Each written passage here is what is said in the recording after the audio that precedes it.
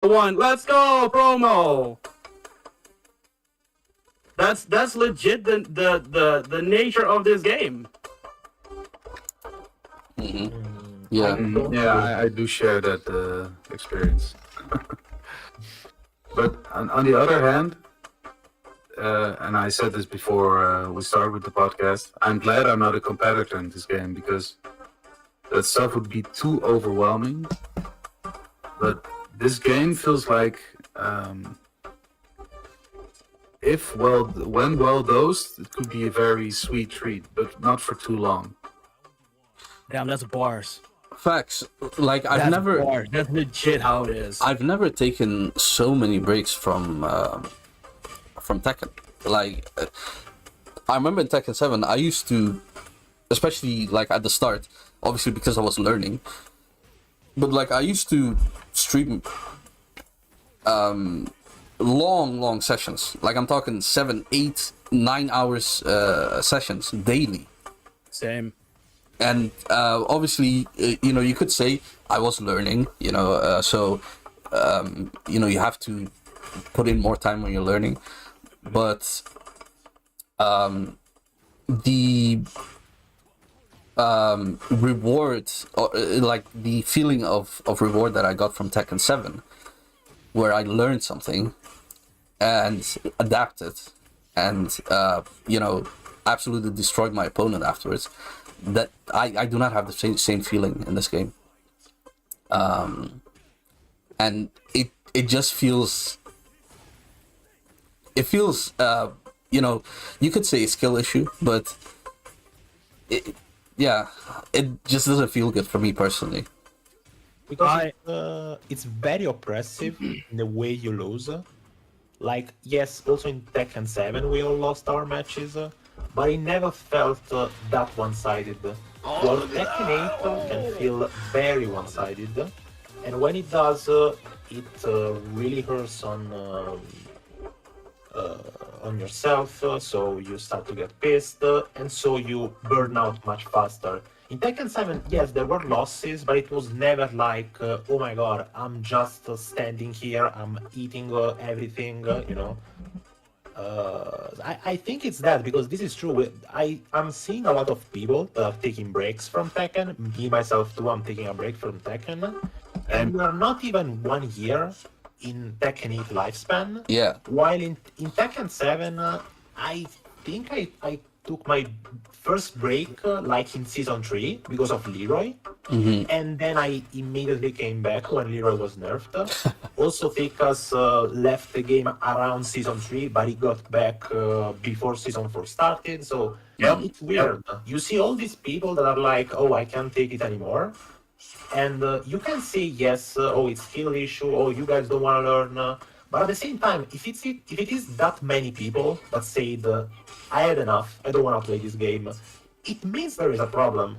Like, you can't say it's not obvious, May I say something regarding to that? And Yes. I will be very harsh. I will be very cruel. Go on. Be cruel on me, Lorenzo. Not on you, because I'm gonna say about your statement, but not about you. This is a sentiment shared between a lot of players, but coincidentally, a lot of players don't even love the game, don't even want to improve. That And is not- facts. And that not even in the elitist sense, because I know I may be an elitist when it comes to this shit, because I like to see cool stuff. But look, a lot of players complain, for example, about Heihachi. For example, is down for 2, down for 1, half charge 2, and full charge 2. Most people complain that shit is either broken, when even a bear, and I labbed it, even a bear can sidestep launch. So That's kind of like not to cut you off, but it's exactly the same limelight where people were complaining about Laser Scraper. That's the shit from Devil Jin, right? Like the 3 hits straight. Bro, even Bear can stop that. Yeah. So I see exactly what you mean. So again, Mm-hmm. like this statement is shared between multiple players, like maybe half the player base, even more. But I will not take those statements seriously at all if they're not even willing to improve on the game. And if I ever see one guy at Tekken King and above, even Bushin, that has a certain, oh, this shit is broken, this shit is ass kind of opinion, but doesn't know how to KBD, I'm just gonna make fun of that guy. No, you have the right. You have all the right to do that. I mean, okay, a few things. First of all, I do agree with what you said.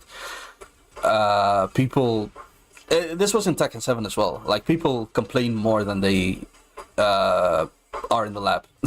Like, a lot of things would be very much easier for them if they just and now especially in Tekken 8, it's so much easier to literally check what what went wrong and what you can change. But two things. I think in this game, because it's so aggressive and it's so fast paced, you notice the I mean, for lack of a better term, the fuckery more than for instance in Tekken 7. Because in Tekken 7, at least you had like some time to come back to your senses and be like, okay, that just happened. But in this game, like, something happens and then something else happens and something else happens. It's like snowball effect, So that's one thing. And the second thing you said about the backdashing, the Korean backdashing, honestly, bro, I'm hearing more and more people say press back, because that actually does more than Korean backdashing in this game. That's just an observation that I've made. I haven't like confirmed it for myself, but it is telling, right? That a game so aggressive and the backwards movement is so bad. Like, it just makes the whole snowball effect just even worse. Can I piggyback on this? Go on. Okay, so also regarding what Lorenzo said, because he's right about the topic. Like, people just don't lab and stop moaning about things if you didn't even lab it. But what Tupi also said, I fully agree, and this is probably the reason why I didn't even bother labbing this game. Well, quote unquote labbing, because surely I did lab my options. But yeah, what do I do against I keep saying this example because it's a common thing to fight against. Dude, what the hell should I lab against Jin's Heat Smash on block? I just have to guess. I have a little bit HP left. What's there to lab? I can lab this. And this is only one situation in a round. Like, yes, maybe 4 for 2 is linear, but he can just realign with the wave dash. And now it's not as linear. And now I still got clipped even if I walk. Again, there are options. But Tekken 8 puts you in the snowball effect, where, yes, you're doing one thing right maybe, but that doesn't mean you did something right, because he still has the second option right behind it. Oh, you blocked the heat smash. Good job. You maybe dash blocked the right moment. Good job. Well, was it a good job? Because now I have to eat a mix-up again. And maybe after the mix-up, he does something that is still safe, so he didn't even get a reward. He's still neutral. And yeah, this, I know, again, I'm going back to Tekken 7, because that's kind of where we're going to, like Tekken 7 versus Tekken 8, Tekken old school versus Tekken now. Sure, you also had your moments with, like, race drives where, okay, I blocked it and I'm still super minus. But again, this only happens when he is weak. This doesn't happen mid-round or start round or, any given moment. And God forbid, again, I'm only talking about the heat smash now. But there's some heat buttons that legit forces you in situations. Lab all you want, but you have to hold this. You can't, like, even professional players are flinching against some buttons because well, I legit can do something about this because if I try to step it, it tracks. If I try to interrupt, it's 2+. If I try to maybe duck it, he has the mid option that is plus on block now. So, this is for me the biggest reason why you get tired. Imagine labbing a character and instead of getting answers, like good answers, like, oh, it's steppable, oh, he doesn't have this, oh, it's -12. No, you lab a character, and it's just straight up, oh yeah, okay, so now you know it's +24 on block. Well, that's good to know, that's fun to know, that's definitely something I can fight against. This is though an isolated case, right? We can talk about hit smashes all we want. Yeah, that's a thing and a moment in the game. But even Tekken 8 is not like hit smash the game. In several situations, you can still step, you can still punish, you can still do many things. You can option select a lot of stuff. Yeah, for sure, it's too oppressive, the hit mechanic. It is, and maybe they will balance it out better. But it's still core Tekken in place. And to be perfectly honest, you're comparing the game to Tekken 7, but I'm going back even further again, as I did before. Tekken 6, Tekken Tag 2 was way worse. With the OK system that it had, Tekken Tag 2 with the Tag Crash and the Tag Assault system, that was a pure 50-50. The OK system in Tekken 6 were 2-piece had. If you held back, you died. Right? Like Tekken 5, by the way, because this is a topic I want to talk about like in depth as much as I can. Tekken 5 was one of the last games where characters had 8-frame jabs. 8-frame jabs, such as Devilgen. No, Devilgen or Steve. Brian. Steve, I think. Steve, right? Yeah. Steve too. Steve. Wow. Even better. So it's the fact is, yeah, the hit smash is oppressive, but other than that, it's still kind of balanced. And when it comes to certain characters, yeah, there may be a balancing issue, but comparing to the old school Tekkens that they were before, oh boy, we are living the good days. Yeah, okay. So about that,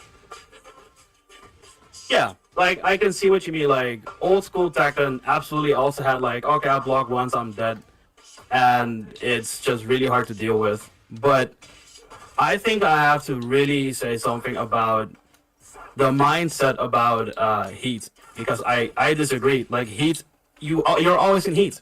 Like heat is not something you look. Tupi just pops a heat like his heat burst or whatever. Now he's in heat. Now you have to like hold back and see what he does because he has a heat dash available for no reason. Okay, that was the heat dash actually. The back on plus 2. So my point is like, as much as I agree, like Tekken on its own, like Tekken 8 on its own, right? You definitely have some really good potential to like outplay, outpoke, or whatever. Maybe aggression, but how common it is to be in heat in this game is definitely something we should talk about.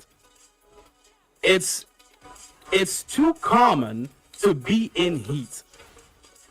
So I kind of like I can see what you mean, Lorenz. Like I agree, like there's a lot of counterplay in this game, but in my opinion, the amount of time someone is in heat and what heat allows for is, it feels so not fun to fight against. And again, yeah, Tekken, old school Tekken, you know, you had those moments as well, but you can literally heat burst. It's an armor move. If they plus, if they block, you're a little bit plus. If they get hit, you're still plus. Yes, heat burst can be steppable, but this is something I also want to talk about. So a little bit of a side tangent. Bro, buttons in this game have wild hitboxes, and I'm talking wild hitboxes at moments. Things that should not clip you, but it clips you. You try to step it, it randomly has tracking. You backdash out of range, you literally see the fist not reaching in your face, and it still clips you. And now they're in heat, and now I have to guess again. To me, it feels so tiring to fight against every single time. So I see what you mean. Like Tekken old school also had like very unfair shit going for it. But that's also my point. Like Tekken 8 still has the same kind of feeling where, yeah, it's still unfair, and maybe you should stop playing something that feels this one-sided because it's not fun. Unless you're the aggressor and you love aggression, then it's fun. But if you're the defended person, like if you have to block, I don't think you find this all too fun. Yeah, I think you're kind of right, but I think that's also what it takes to still be a competitor in this game. If you can muster it to still be defensive to an extent, even though you know you're getting clipped, even though movement is very limited compared to the older games, maybe that's what it. Because yeah, like I just said, I like the game, but being a competitor in this game is not for me. But maybe because I like the aggression part, but not the defensive part. Because in Tekken 7, doing a low parry on a good read would still net you an insane amount of damage. He said it's true. Yeah, but in this game, you gotta use almost all your resources to do decent amount of damage, I feel like. And also about movement, because it's kind of weird because side steps got buffed in T8. Like the movement is good, but the buttons are wild. Like you sometimes see someone clearly stepping, it hits them in the back. I know this has been a little bit of a thing in older games as well, but the amount of you know how the homie Tupi said fuckery happens in this game is astonishing. Like it happens way too frequent where someone clearly sidewalks and now it just randomly hits you. So it's weird because yeah, moving the buttons are weird. Even weirder now. So it kind of counters the entire point of stepping at moments because, well, you know, I stepped this round 1 and it clipped me for no reason. Maybe I should stop stepping. Now you're holding back or you're trying to backdash out of it, but the backdashes aren't that great. And now you're stuck. Now he heat engage and okay, you know what? I'm not even gonna mention heat. Okay, I'm just gonna mention the you know the buttons in this game. Buttons in this game are also kind of ridiculous. Sure, they are way easier to counter, right, than heat, but some buttons are just not really labbable, or you have plenty of answers to deal with because they also have multiple answers, or one answer beats 4 of your answers. So you really have to work around this. And in Tekken 7, again, don't get me wrong, some characters had some crazy buttons too in T7, right? Also, old school games. Some, again, Steve had an 8-frame jab. I mean, Steve had an unblockable, like the infinite and shit. But we don't talk about this. But like the buttons, right? But that game didn't have those in my opinion, not as wonky hitboxes and shit clipping you in the back even if you sidewalk them as T8. That's why Steve, you know, that infinite got like tournament ban because Steve, you could sidewalk in that game pretty freely. Nothing would hit you in the back, and then he did the infinite. But in T8, it feels like, hey, I did it right. Never mind, I didn't do the right thing. I got clipped in the back, so I'm not stepping. Never mind. Stepping is sometimes not a good option. So honestly, I think T8 really needs like some hitbox fixes or hot fix or some shit because some buttons have no business hitting at certain ranges at certain moments. And yeah, I'm gonna mention him because I think for the people that know me, Jin, right? So listen. Jin, like, and he even got nerfed, right? His fort. Do you guys remember day 1 442? Yeah. Did it get nerfed? The shadow range. Yeah. Bro, it hit you right, like, yeah. dude, I even have a voice line on my channel. That shit hits you from across the fucking nation. Homie does Demon Claw in Tekken 4 and hits your bum ass in Tekken 8. I quoted an entire line because it's facts. That shit hit you from so far away. And no, you couldn't step it No, because he can like realign, and now you still got clipped, and now got nerfed, but it's still fucking good. It still hits at ranges where it should not hit. So, and again, this is only Jin as an example, but other characters have this as well, where, I'm gonna be real, you know, we you know, bear mains and all, but have you guys seen what Down for 2's real range is, like the hitbox? Oh, Have yeah, you it's ridiculous. seen that? It's ridiculous. And a lot of shadow range, yeah. It makes no sense. Sure, I love it because Down for 2, nice, whip punish, but in practice, it's like, okay, I don't deserve it because I spaced my button wrong, but never mind, it has a phantom hitbox. And I think if they would, is that Batman? Yeah. Okay. Batman. If they would tweak the random phantom hitboxes, the game would be super healthy already. That would legit make me return in this game because that is one of the most least fun thing to fight against, like the inconsistencies. Have you guys seen the Eddie clip? Oh yeah. Oh fuck! Did a whole ass Beyblade move, and he got hit. Honestly, I have never seen that amount of stuff in like Tekken 7. Sure, Tekken 7 had some super inconsistent shit as well, but it didn't happen as much as the Tekken 8. For me, at least for me, maybe I got lucky. Maybe because I played Gigas. I don't know, but Let me burst your bubble regarding Tekken 7 and also why you should have a brighter perspective about what's gonna happen in Tekken 8 because this is a thing across all Tekkens, right? That happened in Tekken 5 and 6 and whatever. So Tekken 8 never had an arcade release. Oh no, Usually- bro, I'm gonna have to cut you off there. Don't even start with that shit, man. Listen, no, listen, this is important. let him talk. Let him talk. You know what Tekken 7 arcade had? That was Oh, huge. I know. Brian had a launching hatchet. Hatchet. Jin, your favorite character in the game, his Downback 4 launched on counter hit. And a lot of other stuff. That is So- nightmare fuel, bro. Holy fuck. It is. So here's the thing. This is okay. The game is gonna patch itself out at some point because they're just refining the game. Basically they did a beta test that was 2 weeks and another one 2 weeks again, and they needed a bit more time. That's what happens with every Tekken. Because even with what you said before about Steve being banned and all that stuff. That thing kind of, if I remember, got patched in Tekken 5 DR, DR, the yep. PS3 version, and the arcades version that came before, right? So yeah, that's a whatever thing that's gonna iron themselves out in time. Okay, may I be very honest?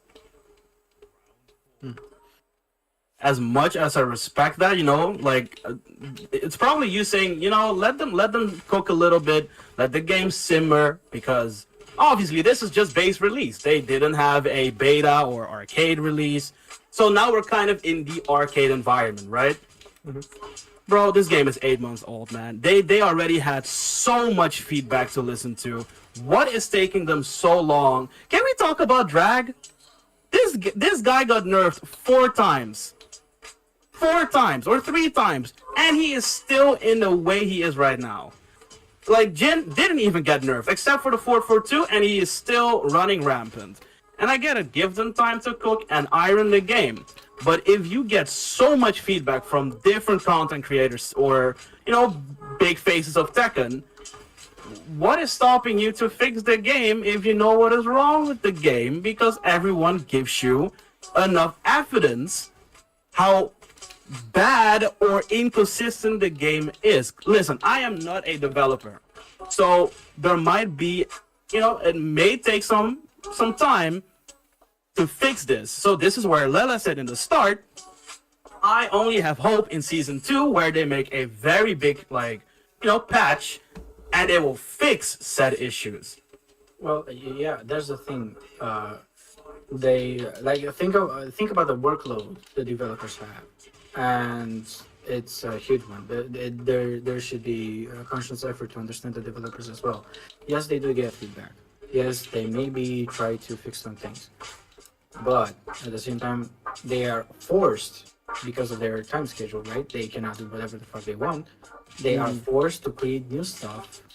They are forced to create things from scratch, and that takes effort, time, and resources. And to be fair, I don't think that the Bandai team kind of kept the whole team around only for Tekken 8. Like they want to branch them out to other games as well. Yeah, I like think Sparky there is Zero. another reason for this that we are not thinking about, which is the Tekken World Tour Finals. Because they have a huge leaderboard with all the points the players are qualifying, they're gonna have the finals in January. They cannot do a big Yeah, that's patch true. That's before true. their last tournament. That's absolutely a no. Like, imagine you are a competitor in this game, you are a pro player, you play 8 months of this, and then 1 month before the big tournament, the one that is gonna decide it all, they change the whole game. They cannot do this. They have to wait season 2, in my opinion, like they did with Tekken 7, because the big patches, we always got them in each season. Mid-season, you get the small adjustment, fixes, bugs and shit. Then at the end of the season, you get the big shit with new moves, big frame changes. So I think and I hope they are waiting for that.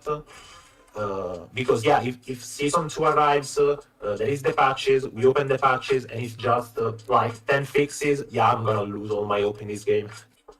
Okay, to counter this, Tekken 7 had, in Season 1, had multiple big changes for Gigas. So I don't think that is a valid argument. Sure, Season 2, you got like new buttons and all that, but Gigas legit had different frames and like properties on his button in like the second.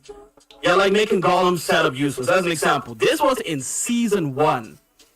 So they absolutely can make it happen to like progressively make characters a bit better or worse if it's needed. It doesn't need to be a whole new patch to fix clear issues. Because again, the game is eight months old, right? Eight months old now. Yeah, something like that. Okay. So we already know, as an example, what the big problems were. And yet, they are still problems. They could have easily done like little increments instead of a whole season to fix such big issues or balance tweaks, quote unquote, instead of waiting for a big season. Like, yeah, you're right. Like, I'm not sure when the Tekken World Tournament is, so doing it right now would be stupid. It would be very dumb to do it right now. But they have plenty of time to just do something about this. So again, maybe it has other reasons. Maybe is, maybe let us, right? They just wait and see how the game, the meta evolves, so they can make like a big change, like Street Fighter 6, right? Street Fighter 6 does this as well. But No.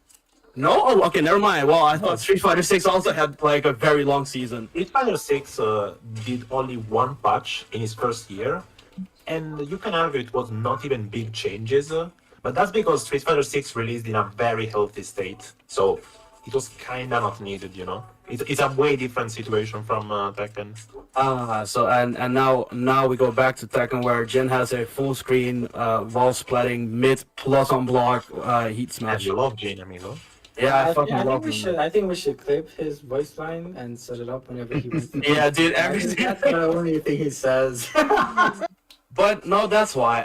I also sincerely hope that Season 2 will hit us with like 40 lines. And I mean, I'm dead serious, like multiple lines per character. New move, new this, change this, other this, properties this. If they hit us with like, let's say Kuma, right?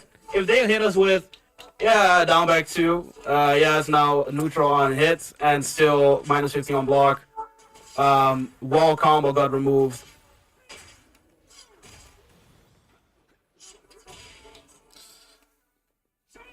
Are you there? Hello? Getting aside. Hello? Hello? Hello? I guess you interrupted. I think Discord might have Said cut out. Jin too many times. I think Jin legit killed the server or killed Discord. So I'm not sure what you guys heard. Not Now much. we're so neutral, you said? Yeah, Well, I said okay, yeah. I said like let's say the Petrol will be Creed. like down back 2, neutron hits, still minus 15 on block. The wall combo got removed. Please buy our Tekken shoes. Yeah, Bro. then I will legit like. Oh my What god. is this? Okay. So I've been keeping my mouth shut for a while now, listening to you guys. Let me tell you the real reason why shit hasn't been fixed yet. Is 2 words: Tekken Shop. Bro, that shit is wild. That's all I'm gonna say. That's all I'm gonna say, Wait, bro. what do you mean? American dollars. They are more interested European euros. in like getting money out of us than actually fixing the game. Well, That's they all I'm gonna say. have to get out money out of us because Tekken Tag 2 almost killed the game. Bro, look at Tekken 7. Did they have a shop in Tekken 7? No. No. How many units did they let's sell? Talk about this for real. Let's talk about this for real. Tekken 7 was made from a bunch of sticks and maybe a piece of gum. Like if you look at all the assets of Tekken 7, they had reused lines from every other Tekken game. They had reused animations. They had reused everything, and every asset in Tekken 7 was either stock reused or changed mildly, and you can see the improvement in quality ever since Tekken kind of turned a profit. Like for example, compare Lars in Tekken 7 with Leroy in Tekken 7. Like you can see the difference in their textures. Like Lars looks like a Barbie doll that's half finished, and Leroy looks like an actual human being. So the reason behind that was that Tekken 7 never got funding as much as Tekken Tag 2 had. Also, they still they're still facing like what's it called? Some paranoia, anxiety regarding Tekken because Harada is, or the Tekken team is like, going kind of wild with the money. So in turn for their creativity, they maybe said to the Bandai Namco team, okay, look, we're gonna still do our shit, but we're just gonna make as much money as we can. And with that, they implemented the shop system and or whatever the fuck they did. When did they announce the shop though? After 1 month after release. They announced it after the review copies were basically online. Yeah, but that wasn't like their decision. Like I think that was the higher ups, not. It doesn't matter, bro. It's all one well-oiled machine that is working together. Right? I mean, like, what's the point of saying, oh, it's not Harada, it's higher ups? At the end of the day, we are getting, like, we're looking at, like, Bandai Namco to fix the game. Okay. So, I mean, someone in the comments made a beautiful point. And I'm going to try and read it. It has nothing to do with Tekken 7 or Tekken 2. It has to do with the gaming industry as a whole, which, while every game has multiple ways to produce revenue, it would be really stupid not to implement that for your game if you had a studio game like Tekken. Investors will get hella mad about this stuff. So, I mean, I get it. Like, I mean, dude, every single game lately, this day and age has like battle passes and other ways to get money. So I think, I don't know if Harada has the control to say no for this. I think Harada just has to move on with whatever they say, and apparently this is just very needed in this kind of economy, so they just have to do it. yeah. Remember the Genmaji incident? So, look, the Genmaji thing was trash. I do not agree with it. And even Harada, he posted an apology on Twitter. Yeah, but this was, bro, He had no. Listen, this was he had- after everyone fucking, like, No, went he- wild. I know, but listen, he had to remove it. The apology is not there anymore. He had to remove it. Yeah, the Frame Whisper covered that. It got deleted. Yeah. Yeah, which basically means they're keeping him on leash. Yeah. Like. But that's not a good thing, though. That's not a good thing. Of course it's not, but that's how the game industry works. We cannot blame it on Tekken. We can blame it on the industry all we want. And to be honest, like Mando said above, like it kind of helps the game too with increased funds, increased interest. The game will not die as soon as whatever Tekken 7 died, because like basically Tekken 7 died when 2020, 2021. No, Something like that? that's bullshit. It died. It basically died season 4, or like after season 4. When Kuni happened, right? Wasn't like when Kuni happened and that meta started, the game straight up just died. Yeah, something like that. I feel like the game got like a new insert with Kuni, but maybe I don't know. When we're talking died, are we talking competitive player base or are we talking player numbers? I think player numbers. Numbers. Like general player numbers. Yeah. Yeah. I think maybe at the start when Kunimitsu released, the game was still like on point. But at the time Lydia came around, or was it in Border in reverse order? Lydia was the last character to join, right? Yeah, Lydia Where's last. Kuni? Was Kuni and Lydia for Lydia, season yeah. 4. Yeah. I mean, if we check the, I mean, this is only Steam numbers, but on Steam charts, Tekken 7 always had a constant player base, around 4K, 3K or something. I mean, yes, this is only Steam, but in player numbers, it never died out. Like, oh, this game, I can find anyone online. I mean, if we're talking competitive, then maybe like 2023, I don't know. Basically, when all the DLCs were finished, that's for me. That's when Tekken like died. Because at that point, there was no reason to like keep playing for the general folk anyway. Yeah, it was like 2K peak until 2022, and then it shrinked by the month. Yeah. Steam. And like on consoles, it was always dead in the water. To be honest. Oh yeah, consoles were dead. I remember the time when everyone switched from PS4 to PC because they wanted matches. Literally, that was the... Not only that, but the loading times as well. Yo, And the inherent Xbox latency. players, RIP Xbox players still. Do they exist? Bro, they do actually. Oh yeah, and mods as well. Yeah. Mods as No, well. the Xbox port, like on Xbox Series S, on Tekken it still has performance issues. For example, it lags at Yokoshima. It's fun. Crazy. Wow. So yeah, consoles is not the way. Consoles are not the way for Tekken anymore. But anyway, coming back, yeah, I don't know. I do get the frustration, but I kind of feel like it's a necessary evil. What are we talking about exactly? About like the money grabbing and the shop and Oh, right. and So- like shoes.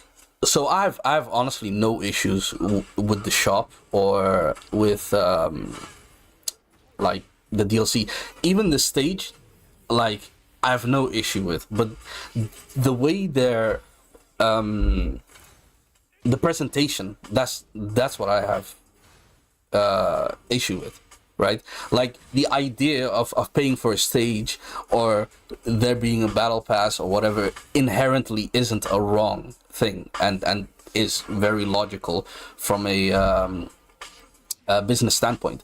But the way they handled it, like not mentioning it to the early reviewers so that they would get like good rating, and then announce, hey, surprise Tekken shop and battle pass. So the presentation for me is the issue. Other than that, I don't mind it, honestly. Yeah. Yo, Rukang, thank you for the raid, dude. That's a big ass raid. Holy shit. Big raid. Yo, for everyone coming in, we're actually doing a podcast. Double KO! Yo, that was sick. We're actually doing a podcast with myself, Yokozuna, are the hosters, and today we've actually got 3 people with us. We got Gigas Thickus, Lele, and Lorenzo, and we're just talking about the state of Tekken in general at the moment. So yeah, welcome in everyone. Can we get into the comment that Mendo wrote? Mm-hmm. So he said the opposite of what is happening right now with customization is Tekken Tag 2, and that killed the franchise almost. Harada had to literally beg the executives to give him another chance at it. Mm-hmm. So basically, from if I'm mistaken, please do correct me on it, but the customization and all that free stuff that used to be in Tekken, now he wants to make money. Well, he wants to make money. He wants to actually guarantee some profit for Bandai in order to keep the game alive, right? As much as it can with multiple characters, multiple stages, multiple assets, whatever. So again, I think that's okay. Not bad, not good. Just I mean, it's not even Tekken fault. I think someone before said it. It's more about the video game industry in these days. It's not it's not something Tekken invented. It's not Tekken the big No, of course company not. that is doing this. Everyone is doing this. I mean, let's not forget, one of the first fighting games to do this was Street Fighter V. Street Fighter V had at least 6 costumes per character. Characters like Chun-Li had 10 costumes, 11 costumes, all you had to pay.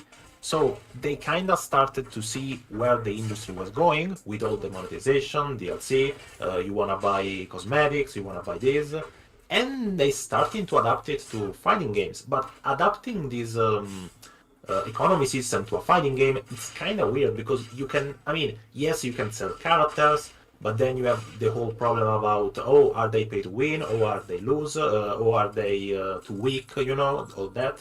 So they are switching to the customization stuff. And as Stupi said, if it is customization, it's all fine, I don't care. If someone spent $5 to get Jean with a hoodie, it's on you, man. I'm happy you have the Jean with the hoodie. By the way, Thickus bought the Jean with the hoodie. That's a good ass lie, bro. What the fuck? Why would you do this? But yeah, if it's customization, it's a way to keep the game alive, to keep the game a bit fresh, because yes, tomorrow we have the new costume for Zafina. It kind of makes, tomorrow there's something new for Tekken 8, even though nobody will care because fucking Tekken 6 Zafina. Wow! Yo, That's fucked Kareem, up, did bro. you hear that? You upset at least one person in chat. Yes. Yeah, I want to say, wait, didn't I mean, Kareem for me, I'm playing Zafina right now. Wait, I'm Karim playing plays Zafina right Zafina? now. I am so sorry, Karim. I am not if sorry. I knew, Your ass if up. I knew, Man I didn't would have even- not said it. I'm Man very didn't sorry, even Karim. dub I when love he you. said that. Kareem was actually he was looking forward to Zafina too in much. this game. I forgot. I'm not kidding. He I'm was gonna remind you. Kareem was looking forward to so much. He told me like I think a few days ago, yo, like we're finally getting that sick ass custom. I'm like, yeah, okay. I'm happy for you. Let me play some Zafina out of spite. I'm sorry, Karim. Did I hear Zafina bad mouthing? Oh, okay, nice. Kareem's got a backup. Yo, Nick. I'm actually kind of That'd happy be she good. got something, man. I was gonna Hey, play what Paul, was but it? fuck Get it. something. Zafina is fire. Hey Kareem, I'm happy for you, bro. I'm happy for you. I'm also happy for you, Kareem. And I'm happy We are for waiting for a costume too, but we will never get one. I'm also happy for the 3 other players in the world that play Zafina. Good for Thank you you. guys. Yo, damn. I hear you, man. I'm just saying. Bro, they used to say the exact same thing about Gigas, man. Come on, be honest. What? Yeah. No. Switch Gigas to Shaheen. Shaheen, sure. Yeah, nah, never mind. Shaheen was even worse. Gigas had more popularity than Shaheen, and he made it to Tekken 8. Oh my god. Lorenzo, is this you mocking me, bro? And Mocking you? I was a Gigas main too. I know, man, and it hurts. It hurts so much. to be honest, Recipes. I would have expected Katarina of all new characters to come back. Dude. Please. Yeah, I saw an interesting tweet about that today. Yeah, I don't know who Katarina? shared it. What was it again? Somewhere in the group about Katarina, that she had everything a new player could wish for. She had everything a pro player could wish for. She had boobs. I mean, important part for a lot of people. Let's not Yeah, let's not kid ourselves. True. She had the appeal, basically. She had the appeal. She had the sassiness. She had the moves. She had the usability. But still, was she a popular character in Tekken? No, not at all. I don't think a lot of people prior to Tekken 8 mentioned Katarina as being one of the competitors for base roster. Everyone was like, nah, they'll probably ditch Katarina. Let's be honest, they'll probably ditch her. Right? Yeah, Or am I the only yeah. one? No, Right. definitely. I was actually expecting Lucky Chloe. Yeah, because, definitely a unique character to have in your roster. I mean, a character that's being talked about is a character that will promote your game, right? Mm-hmm. Because let's be honest, not a lot of people were happy about Akuma. But Akuma, say, goddamn okay. sure everybody knew as well. So, yeah. I'm actually they were talking about it. gonna say something. It might be like a hot take, might be a flaming hot take, but Akuma saved Tekken, bro. That's not, no. That's not. Listen. Let me explain myself. No, let him talk. I'm very curious. I am very curious. Let me cook. He's Let me right. cook. Okay, so Akuma saved Tekken because, okay, imagine, right? Tekken, after Tekken Tag 2, flopping so hard, they had to take drastic measures to even get Tekken 7 greenlit, right? This is kind of the situation at the time, and what better way to greenlight it than to say, oh hey, we're gonna take this one character from this other major fighting game franchise, and we're gonna put him in our game, and it's gonna get a lot of people from Street Fighter / 2D community into our game. I think honestly, Akuma might have been a huge selling point for Tekken 8 or Tekken 7 even existing. Yeah, I agree, 100%. Like they needed a big name because they could not market Tekken without it because it was just like not recognizable. Mm. So in the marketing sense, yeah, it saved Tekken. In the gameplay sense, Oh yeah, no, absolutely not. I have one thing to say about Akuma. Gameplay wise, right? Sure. Yeah. Down 3 fireball. Bro, do you want to hear something funny? Down 3, like in vanilla Tekken, was not a clean hit. Jesus fucking Christ, dude. It did not have to be clean hit. Nah, listen, I don't need Akuma back, man. I do not miss it. I definitely don't miss it when he down threes me into fireball, into wall, and I'm just dead. yeah. And he has a DP, he also EX DP, and after a while his Tatsu got buffed, his EX Tatsu got buffed as well. Nah, I'm not missing this. I am not missing this. I think they nerfed Akuma like at least 10 times. Tried to nerf him. And every single time they nerfed him, people just found out how much, how strong the character is. Like he was unnerfable. Because he broke the fundamental like Tekken rule. Or Yeah, rules, he I guess. defied Multiple rules. He defied the system. Yeah. Where Sure hope they can nerf Yoshimitsu though. Goddamn. talking about breaking rules in Tekken. Yeah, that's actually a good point. I am so glad Joko mentioned this. That is a really good I point. agree, bro. This character is breaking this game, and people are finally picking up to that. Finally. Finally. What, they picked it up like fast. I don't think finally. No, dude, no. Listen.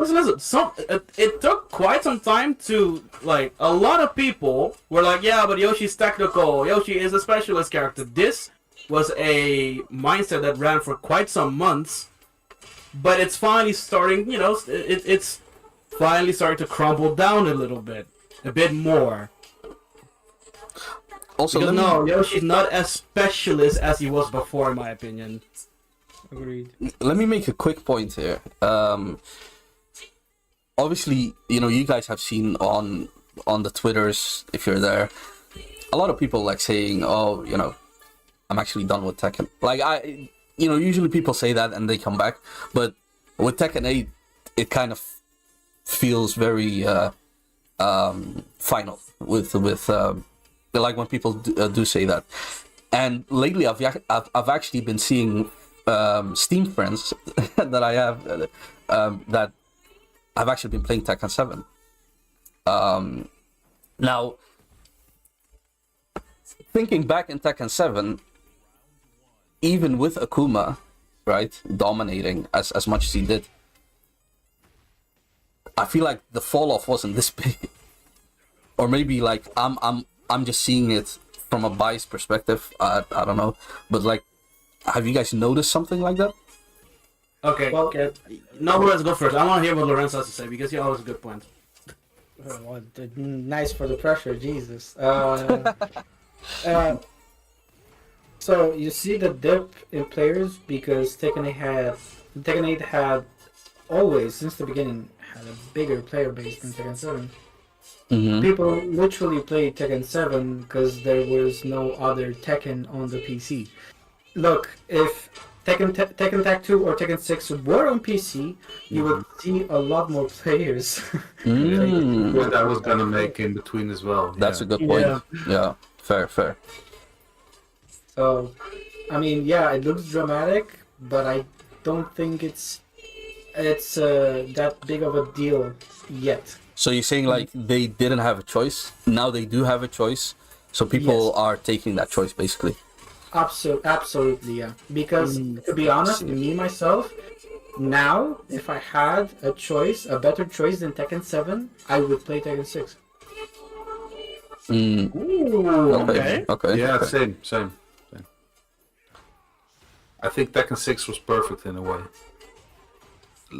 Balance, okay. But mechanics-wise, yeah, that was my game. But Okay. yeah, if there was a chance for me to like boot up Tekken 4, Tekken 5, Tekken 6 at literally the snap of a finger, the click of a button, I would do that. Not because I don't like Tekken 8, but because it's also healthy to mix it up sometimes, But now I feel like we're gonna enter an era where people have an established opinion about the game. Because I feel like a lot of people have been floating, or maybe that's not the English term for it, but like they were still indecisive about the game, waiting for some patches maybe. But now you can say, okay, there could still be a ton of changes to the mechanics, but I don't feel like they will tweak the existing. Okay, no, let me not say that. Let's not say that. Speak your mind, bro. They I might- kind of they want to might- know now. You can't just edge us Speak your like this, mind. bro. I mean, I think the point still stands. A lot of people right now have decided, okay, Tekken 8, it's too overwhelming or too. It's not. It doesn't have the same vibe Tekken 7 had for me. And I also feel that's fine because both games are still available.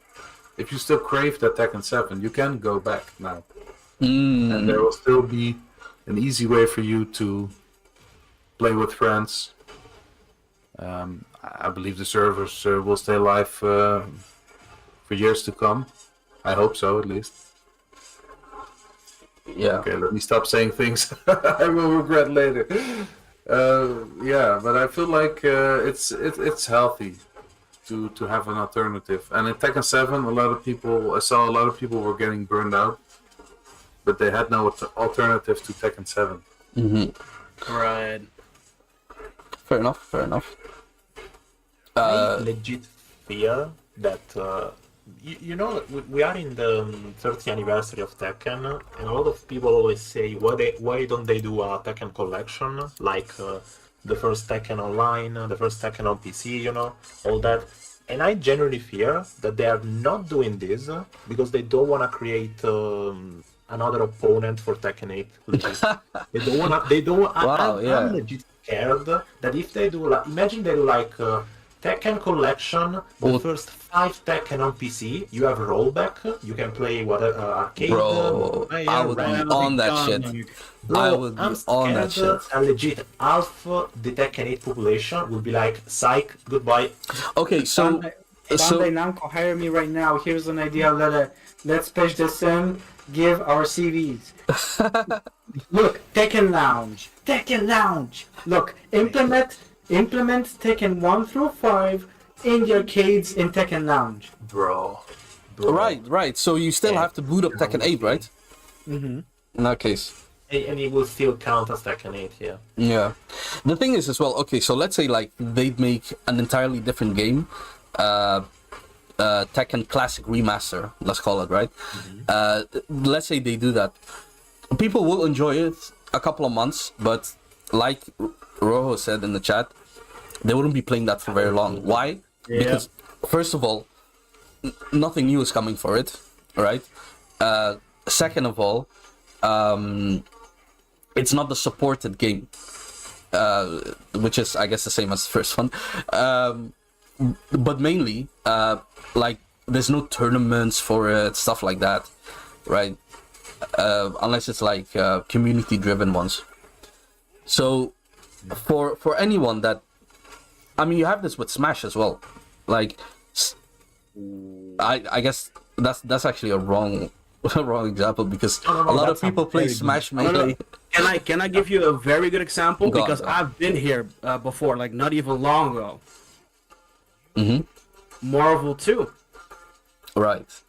Marvel 2 has been known for being one of the coolest Marvel game ever. So Marvel Collection happened. So a lot of people got hyped because, hey, I can actually play the most golden Marvel game ever. Then it happened and people played it for like maybe a month. But then the issues come around where it has no support. So things will, stay glitchy. Infinites will be in the game. Nothing will get changed. Nothing will get patched. And then, it's just like, okay, why am I playing this? Because it has no real competitive scene. Like, yes, you have your ranked, but it legit means nothing. Yeah. The player base will start to decline because you do have the other options. And I think that will happen with, if we have the Tekken collection as well. Like, yeah, sure, we have a very Tekken. People love Tekken 5. I think a lot of people like Tekken 5, right? It was my. But Yeah, absolutely. it's gonna be exactly the same. Where yeah, it's Tekken 5. Yeah, it's cool. It has rollback. It's cool. But yeah, you're stuck with it. Nothing will change. No, it will be the same game forever. No support. So there you can go back because yeah, I played it. There's not gonna be something else about this. Yeah. So, and as someone that played the Marvel 2 collection, or the Marvel collection, and I played a lot of Marvel 2, like Lala can, confirm this, I play a lot of Marvel 2, I go online, and the first week, it was 3 seconds in, I found a match.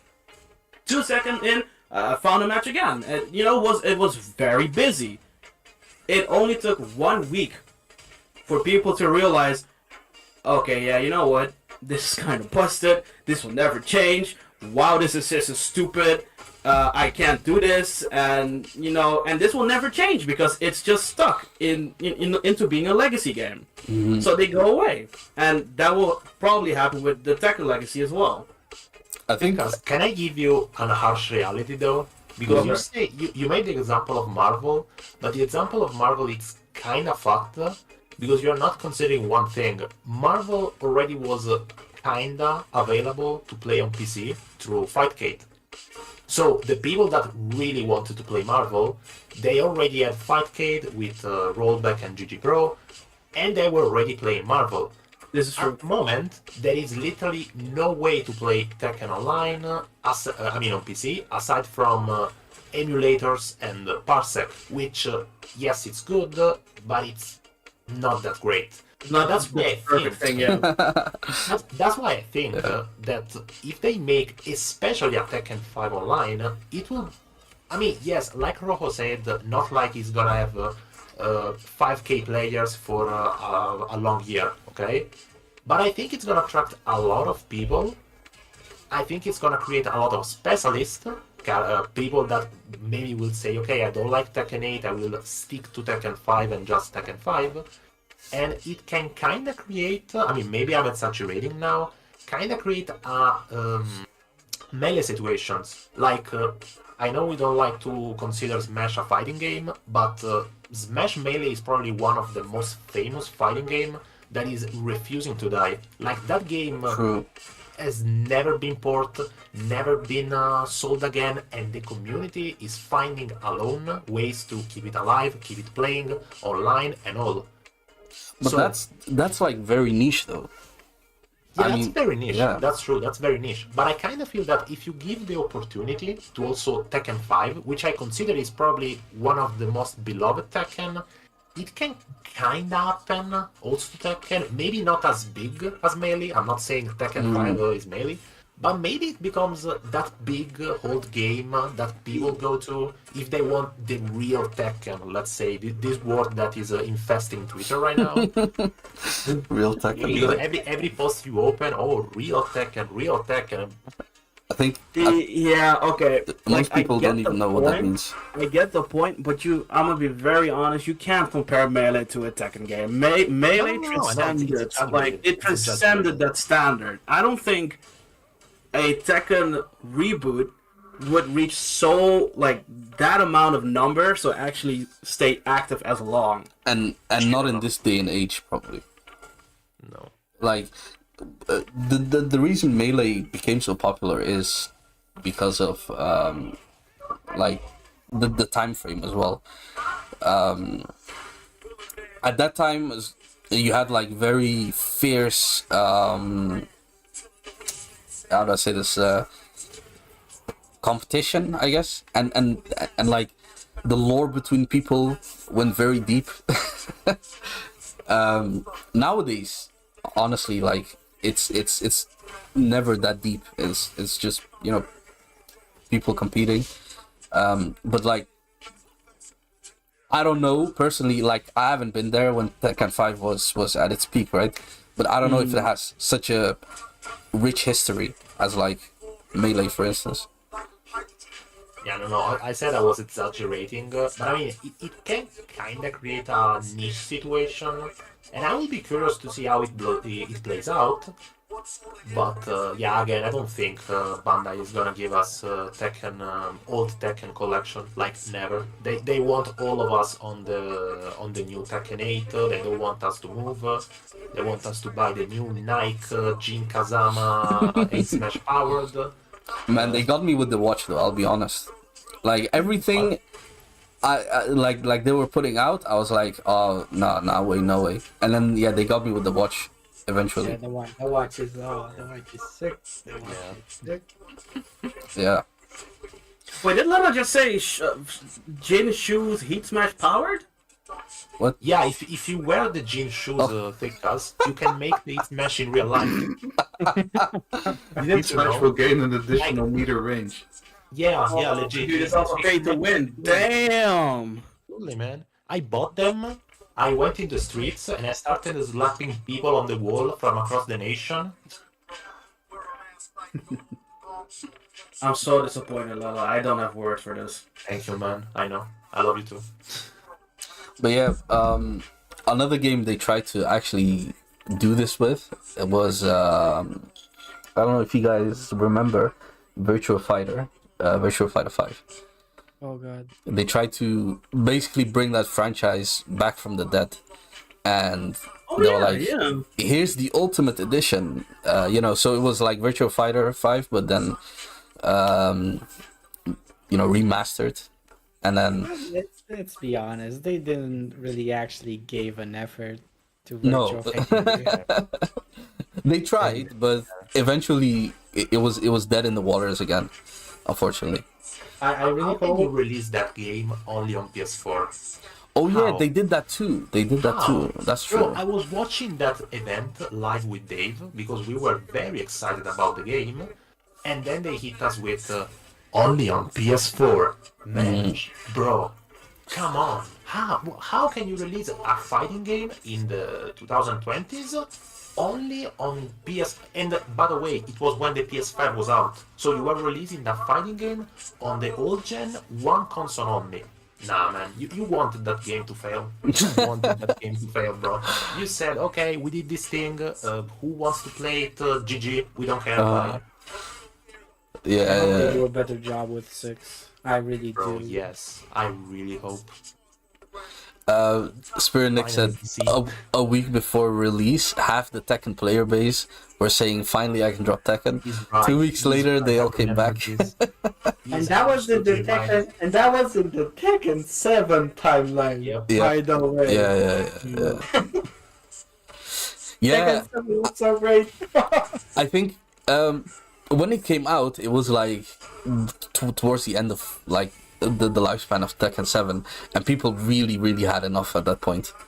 They were just Wait, let me check that. hoping for anything new. Wait, I'm checking the actual date. It was 2022. 2022?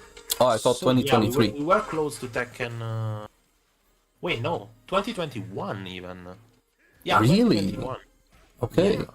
Oh, that's So we earlier were- than I we were- expected. Yeah, we were in the end of season 3, so I can kind of understand the feeling of, oh, finally I can play another 3D fighter which is not Tekken. But again, they hit you with the only on PS4 and all the hype dies down. Yeah. I still have that on my PS4. I tried it out, as did many, and after a few tries, I was like, yeah, this is not it for me. It felt so slow. Like, obviously, I'm not used to Virtual Fighter, but yeah, it just felt so slow.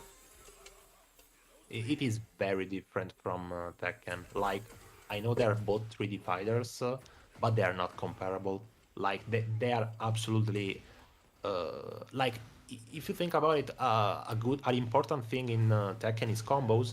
In Virtua Fighter, you can almost say that combos don't matter because there is characters you can't even combo. So it's a straight up different game, also in play style and all. So yeah, to get in, it's very hard.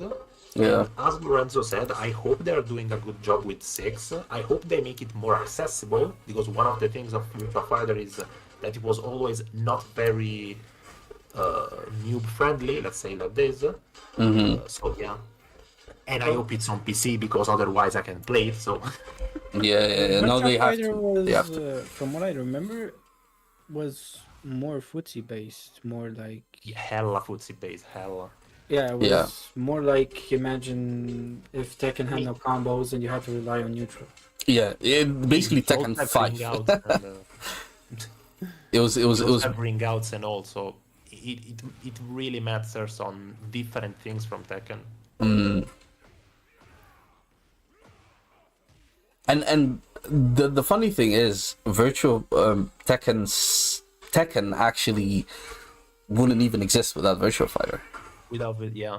which is it's crazy that now the OG, the granddaddy of 3D is basically dead. Well, that was partly because of Sega, not because of the game not selling well. 100% because of Sega. Because Sega in the 2000 didn't understand nothing about games after the Dreamcast trailer and all. Sega. Right. I mean, it's cool What that they the evolved the game in Sorry. what the fuck was that? yeah, did you see that? Yeah. I had Tekken to 8 is stop. a consistent Never and heard. solid Never game. Tekken 8. Oh, yo, Vinny was good. I'm actually doing a podcast right now. So at the moment I can't.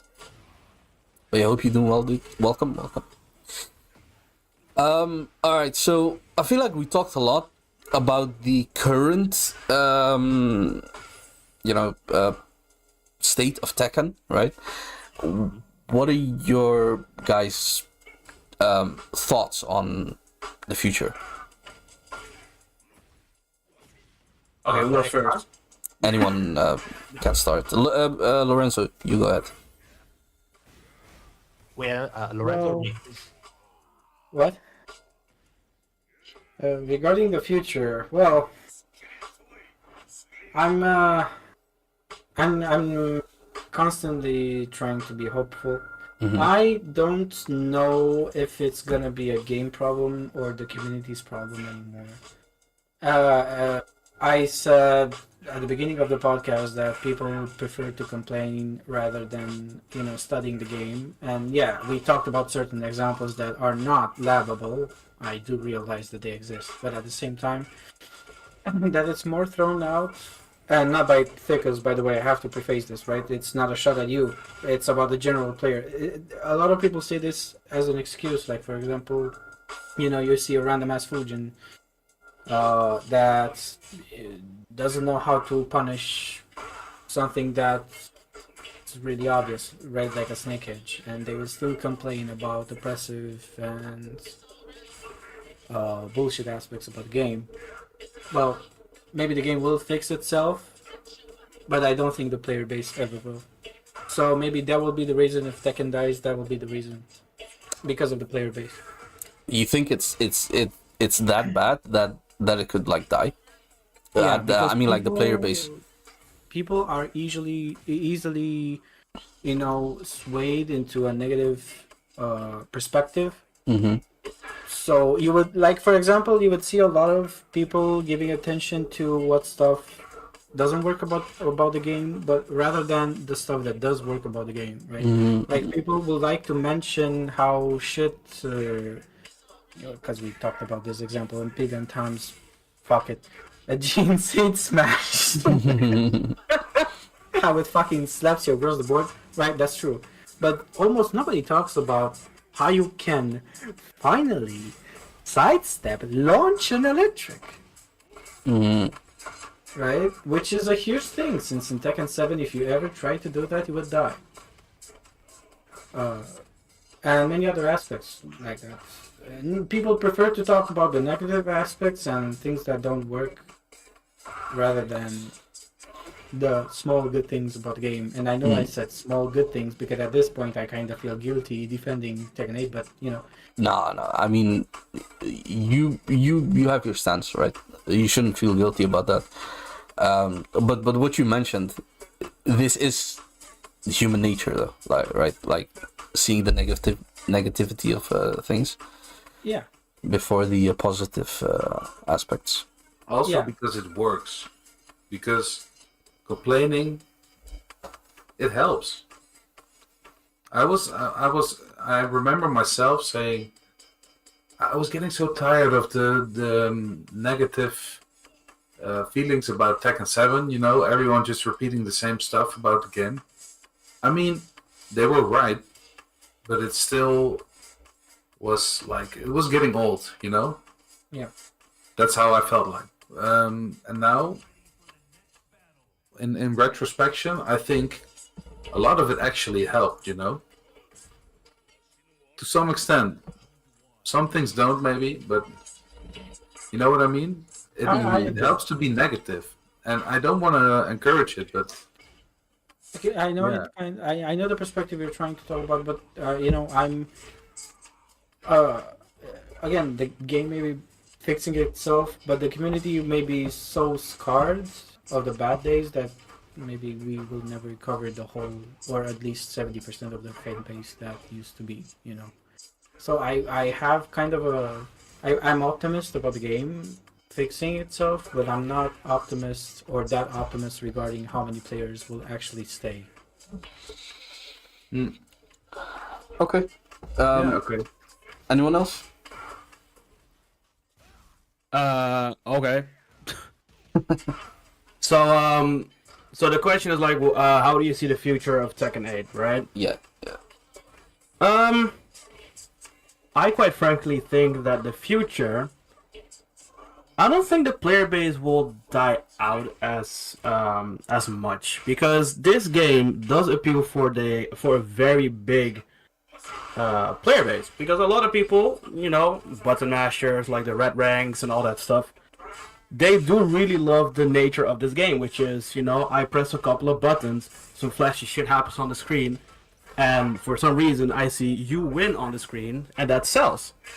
A lot of people are like, Tech was always a very hard game to get in, and a lot of stuff got simplified, right? Like, a very good example is Lee. Like, I also play Lee. I played him T7, now T8, and I know, okay, for a competitive scene, the heat is kind of trash because the only thing it does, your just frames are easy to do now. But in a casual way, in that kind of environment, people will love that because, whoa, I can do so many cool just frames without practicing this if I go into heat. And I do think that the game, it's kind of hard to explain, like, myself, I do hope that, technicalities and execution and actually really learning the inside out of the game will reward the player instead of, rolling your face against the controller and now it just works because aggression. But I don't think that will happen because the player base does prefer the aggression. They prefer going in without knowledge and do well. And this is why I said, like, let Lorenzo talk first because he's making great points, because he is making a great point where people love, and I repeat, they love to complain about shit. If it doesn't work in their plan, they complain about it. Oh, why doesn't that work? This combo should work. Oh, why did I cannot punish that face? Push back. Right? They will start complaining about it because they will never take it to the lab, and they will just hope that it will either get fixed or it will be easier to punish. And the messed up part is, a lot of stuff got easier again. But I'm also talking about defensive-wise. Like, it's easier to punish things. Like the electric example. Lorenzo's right. Electric had full tracking in T7. Now it's steppable. Right?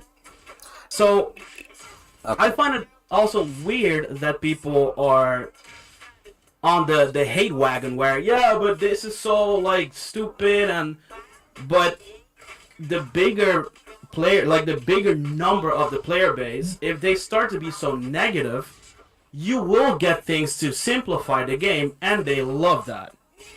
And I will be this is something I hate saying because, I am not one of them, but what is the bigger player base of Tekken? It's not the, like the maybe 5 to 10% of very well competitive players like Lorenzo, Talon, Type, right, etc.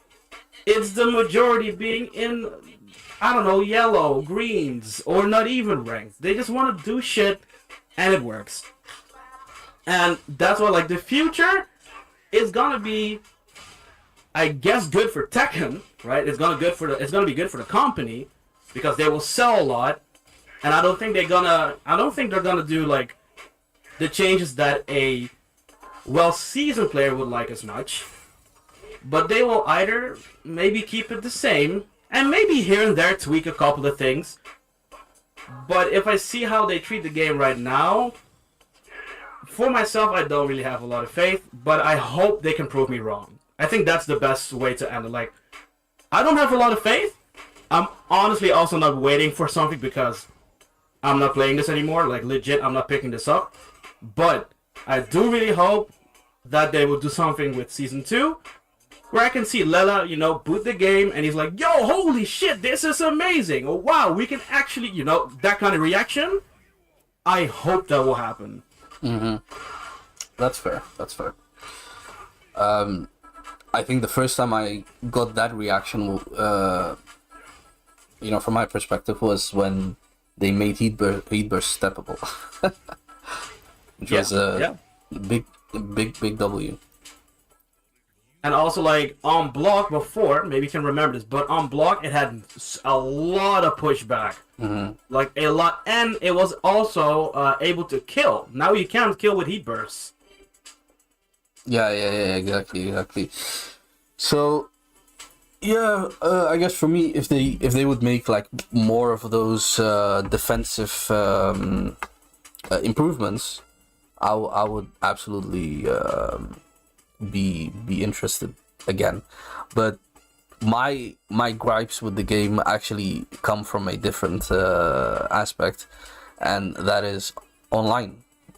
I absolutely hate playing ranked, whereas in Tekken 7, ranked was all I did. Is it because of the first two? Is this because of the first two? No. I was actually a huge proponent of the first two. When I heard it was first two, I was like, great.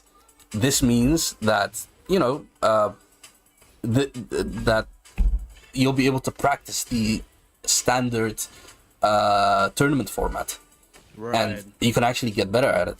Now, my mentality, like, at that time, so like towards the end of Tekken 7, when we were finding out these details from Tekken 8, my mentality was, when Tekken 8 comes out, I'm gonna absolutely like go ham and compete in it, and obviously do content creation, stuff like that. I was so ready. But the thing that deterred me, and you could say like, oh, don't let it get to you or whatever, but the thing that really affected me, even wanting to put in the time into this game, was the fact that people constantly one and done or plugged. Now, I'll be honest, nowadays it's a bit less, right? Because of the whole, getting punishment from Bandai Namco. I don't know how effective it is, but it does feel like it's getting less. But like, okay, at the start of Tekken 8, it was atrocious. It was absolutely ridiculous. And my go-to mode in Tekken 7 was ranked. Like, I played way more ranked than player match, and that was my comfort zone. So to see that now in this game, it felt more, and like, I'm specifically saying felt more because you can never like be sure, right? But in this game it felt more, and it just made me not want to invest any time into the game, because it's super duper fast, right? So yeah, like, you have to figure shit out on the fly, like really fast, and then when you do, you're like, okay, nice, I'm gonna get them the next game. Nope, they leave, right? Okay. So I don't want to, cut you off, because I do have 2 points. Okay. Because one of them is in the chat, and this is what I wanted to ask, because Rojo says in the chat, like, people want to done and plug way less than T8. It really depends on the character you're playing. Step into the shoes of an Eliza and a Chloe main. So to piggyback on this, maybe you can remember this, but remember when I played ranked with Gigas? Yeah. Can you also remember how many one and dones I got in that game? No, I'll be honest. Okay, no, that's all good. I can tell. Pretty much like 80%. People did not like it to play against Gigas, and maybe because I play Gigas in a unga bonga way. I don't know. Maybe my Gigas was very annoying to fight, but people did not like it to fight against Gigas. This is something super character specific. So my question is, who do you play in ranked in T8? Because that is definitely a factor. I play Jack, bro, just like in Tekken 7. What would you run and done against a Jack? When I started at Tekken 8, I was just playing Jack. and it for me it didn't matter which character I played. I got the exact same treatment with any character. Okay, so Mhm. so that's the second. I'm sorry, but this is the second thing I wanted to say. That might have to do because of the player base being so big. It got diluted with a lot of mashers and newbies, and the moment they get handled in the way you fight against them, they run. Fair enough. Sure, yeah. I could accept that, obviously, but it doesn't change the fact that my enjoyment in the game is absolutely like gone at that point. No, no, you're right. Like that, it doesn't make anything better for you, but that might be the reason why. But dude, sure, I respect can see that. I can see. 100%. Yeah, and but that like this is from my perspective, right? And like I said, that perspective is like that because I played nothing but ranked in Tekken 7.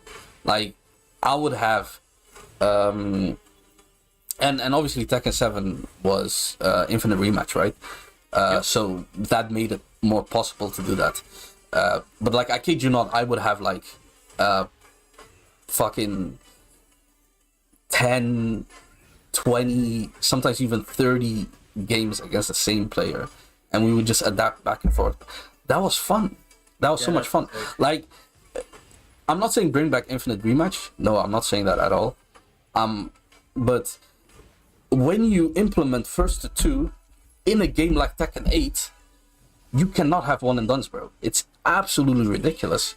And I don't know why my game is lagging. Oh, it's not. Oh my lord! Holy, dude, this Salmon is breaking the game. You see Kuma broken. Yeah, I've never seen this happen. But like I'm saying, it's a combination of like it's a perfect storm, right? I think that's what you call it. It's like a combination of things. It's not just one thing. It's not just the one and done. It's not just the plug. It's not just the fact that Tekken 8 is a fast game. It's not just the fact that it's a first to two.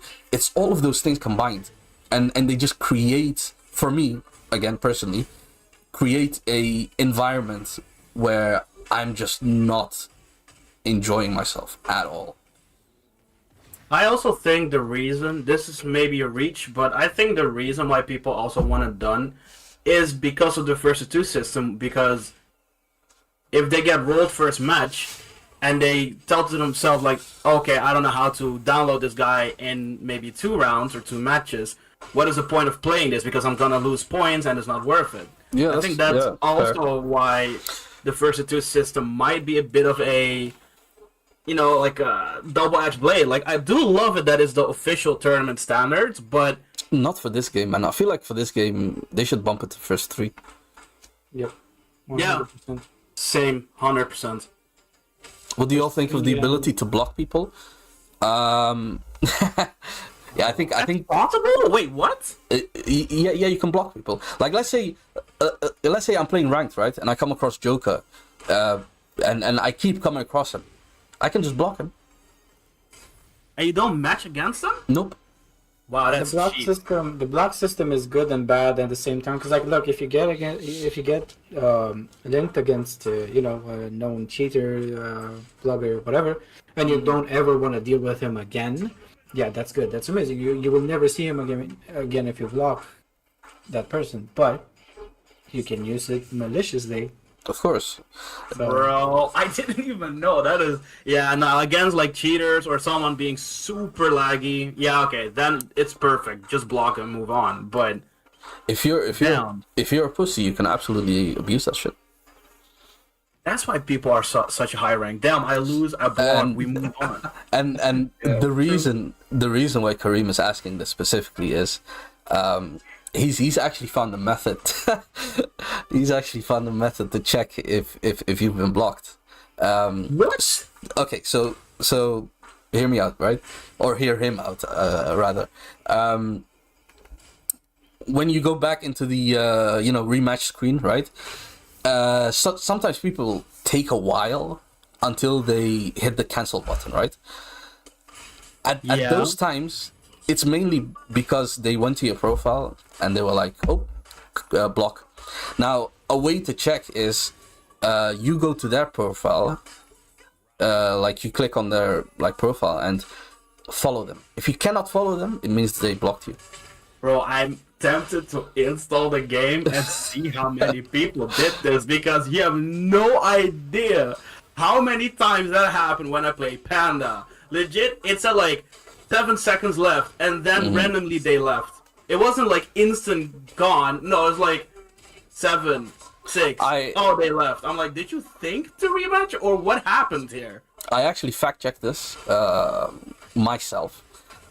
Right, it was literally the moment Kareem told me, I got the exact same situation. So I was like, all right, let me check. Right, he was right. Wow. Since we're going kind of the sides, but we're kind of touching the subject.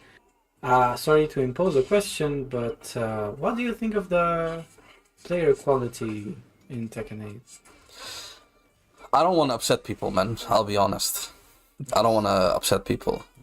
Lorenzo, you want to get answer into your that. own question? I don't want to get into that, bro. I'll be honest. I mean, if I'm gonna answer my own question, it will be both lame and cruel, so I'm gonna be last. Okay, before we get into that, Man, damn, this man wants the villain arc out of us. Shit. Lorenzo, remember that question, okay? Because I think Lele and Yokozuna still haven't answered the question about the future. Yeah. So maybe Lele, do you want to go next? Yeah. As I said at the start, I have hope, and unlike Thikas, I'd say I have a lot of hope, because I know it sounds cheesy, and I know a lot of people don't believe in it, but I think Arada and also Murray really care about this game. The amount of shit they have done to greenlight it, to keep it going.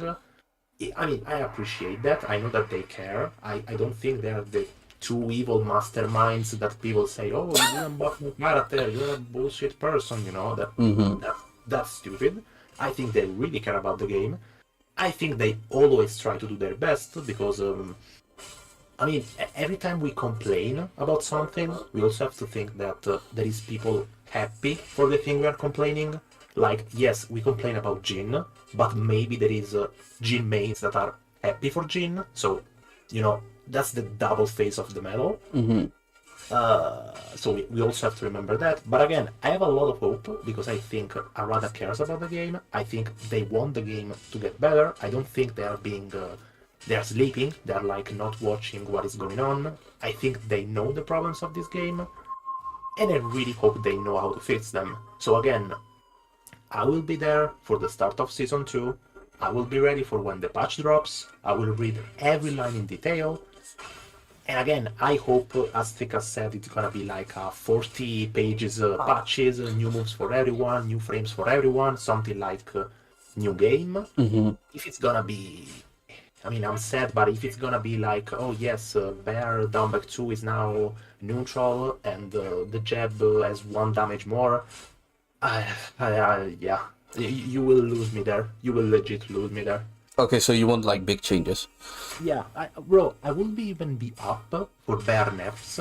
I'm not kidding. I will be happy with a Bear nerf, but give me like big changes, you know? You wanna remove the Bear wall combo? Fine, remove it. But give me something else, you know? You remove the bear combo, but like you give me better frames on down back 2, better frames on down back 3, you give me a better frames on down 4-4, you know?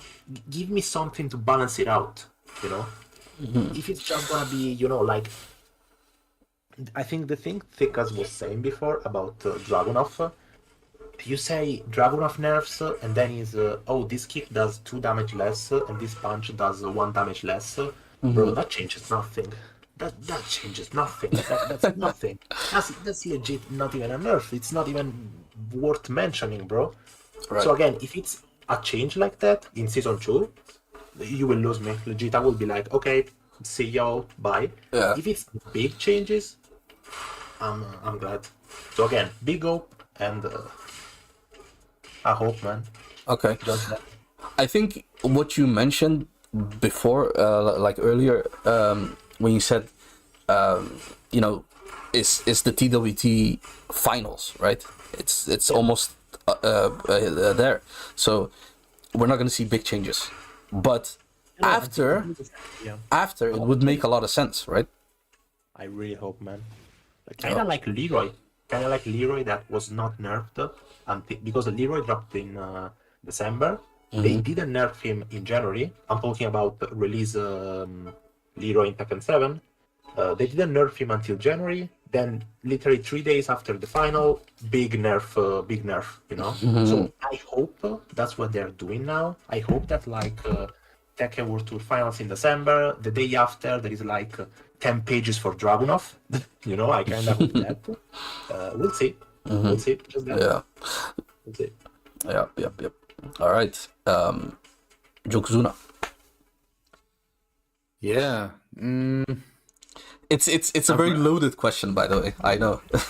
Yeah, but It's a very I've loaded. been thinking a lot because you all said a lot, of course, as well. So I want to bring a unique perspective to the table, but also something I truly believe. Bring back Akuma. No. No, I feel like we were talking about you were saying yourself, Tubes, that you don't mind things being sold. Like the Tekken shop is not a bad thing. Implementing a shop after the release is a bad thing. Agreed. Being vague about a stage being sold or not is also a bad thing. Being vague with a niche game, with a player base that could still grow, but you gotta have some perspective on the future. I think that's what I'm hoping for the most, because things like balancing, things like mechanics, we got a wall bounce pretty late into Tekken 7's lifespan because Geese had one, basically, right? So things like that might come and go. The wall bounce disappeared. They made it a stage gimmick now. I have enough faith in their creative side that they will spice things up throughout the game. But the thing that threw me off the most during Tekken 7 was the vagueness of their roadmap. I think they worked on that now. Like they put things into a more you can kind of grasp, or you kind of know when a character is releasing, It's definitely more clear. Yeah. which time window at least. But yeah, still, also, I mean, I might be joking about, like on Discord, about, okay, look at what Murray tweeted, yada yada, but honestly, those things hurt the game as well. Being having an employee that obviously didn't have any social media training, but is going their own way, and like was mentioned before as well, the tweet Harada had to delete. Those things, okay, that showed me Harada, and I know this, Harada, Murray, they genuinely care for the franchise. It's their baby, I think. Harada At especially. least Harada's baby. Yeah. But I want some. Okay, the game, the game needs some consistency long term, definitely. Like Thicka said about the hitboxes, about sometimes. Well, today they discovered when you input a while standing 3+4, and Oh, your character yeah. doesn't have a while standing 3+4, that move gains tracking. Yeah. Okay. Stuff like this, of course, stuff will still get figured out. I mean, if a game has more layers, that's a good thing. But we need consistency, both from the developer side when it comes to communication and game mechanics. So that's what I'm hoping for in the future. More consistency and more, more consistency, basically. Okay. Yeah. Good point. That's definitely something that you can tell, especially on Twitter and stuff, people talk about it all the time. Like, this move is a mid. Why is it not hitting? But honestly, I think like some cases you can't look at it black and white. Like, it's not a 2D game, right? No, it's more. There's more flexibility to situations. because Yeah, and On a different stage, in the proximity of a wall, off axis, stuff like that, and makes sense that some stuff is wonky, but it makes it more realistic, in my opinion. Like, for instance, when Jack's down 1+2 crushes Paul's Death Fist. Of course, when I say it, it sounds ridiculous, but when you actually look at the animation, Jack's down 1+2 goes that low. He legitimately like goes under the Death Fist, right? So it would make less sense, right? Like, I'm not saying this because it's Jack, right? I'm saying like it would make less sense visually for the Death Fist to hit in that case. So I think a lot of people need to understand like Tekken isn't black and white. Like, that there always were gray areas and there will always be gray areas. It's not something you can change, especially in a 3D fighter. It's not something you can change. true. But there gotta be some compensation for the fact that you're bringing in more variables. So if you bring more variables to the table, there could be more outliers, more extreme situations, more complex situations that weren't in the previous game. True. But True. yeah. Okay, I understand that what I'm asking here is very hard, honestly, because this game has been out for so many years, and the franchise, I mean. And do you know that specific Elisa bug, where you side switch and she gets launched to the other side of the stage, basically? Yeah, where she transports or like transports. Teleports. There we go. Yeah. I saw that one in Tekken 7. Because I'm not gonna say they're lazy or something, but some stuff is getting overlooked for way too long, and See, that is what grinds my gears sometimes. That I Nice. feel like, okay, you have a solid player base, you gotta treat them well. yeah, I like how you brought in the grinds my gears. I love that expression. It was a pun related to Elisa. Never mind. I didn't. Oh, that's even better. Nice. So I'm actually glad you said that, because I want to go back real quick to that. Because they did say like Tekken 8 is like, they said we've done everything from bottom up or top down, whatever you call it. Like, they done everything from scratch. Why is it that there are still interactions in the game? Like, there are still some legacy bugs in the game. Like, I'm saying legacy because they've been in the game since the start. So why are they still in there, right? Is it because you didn't know, or is it because you reused assets? And when I say reused assets, obviously, it looks better, right? But mechanically reused it. Yeah. I mean, Harada has been caught lying more often. He Yeah. once said all legacy characters were going to be free for Tekken 7. I mean, come on. That was straight up a lie. You can't take everything that they say. Like, you have to take it with a grain of salt. And obviously, Yeah, but stuff like that, saying, okay, we built this game from the ground up, that could be like a marketing strat to say. But saying all characters will be free and you end up not doing it, That's rough. that's upsetting to me. yeah. Honestly. And I praise this game a lot nowadays. I didn't. I used to be a bigger bitch during the Tekken 7 era, I feel like. But yeah, no. That shit isn't gonna fly with me. And Right. Okay, unless anyone like wants to say something quick before we move on, because I think Lorenzo dropped a bomb on us earlier. Okay, I can wait, before I we can move wait. on, but, actually now might be the time to say I have to leave.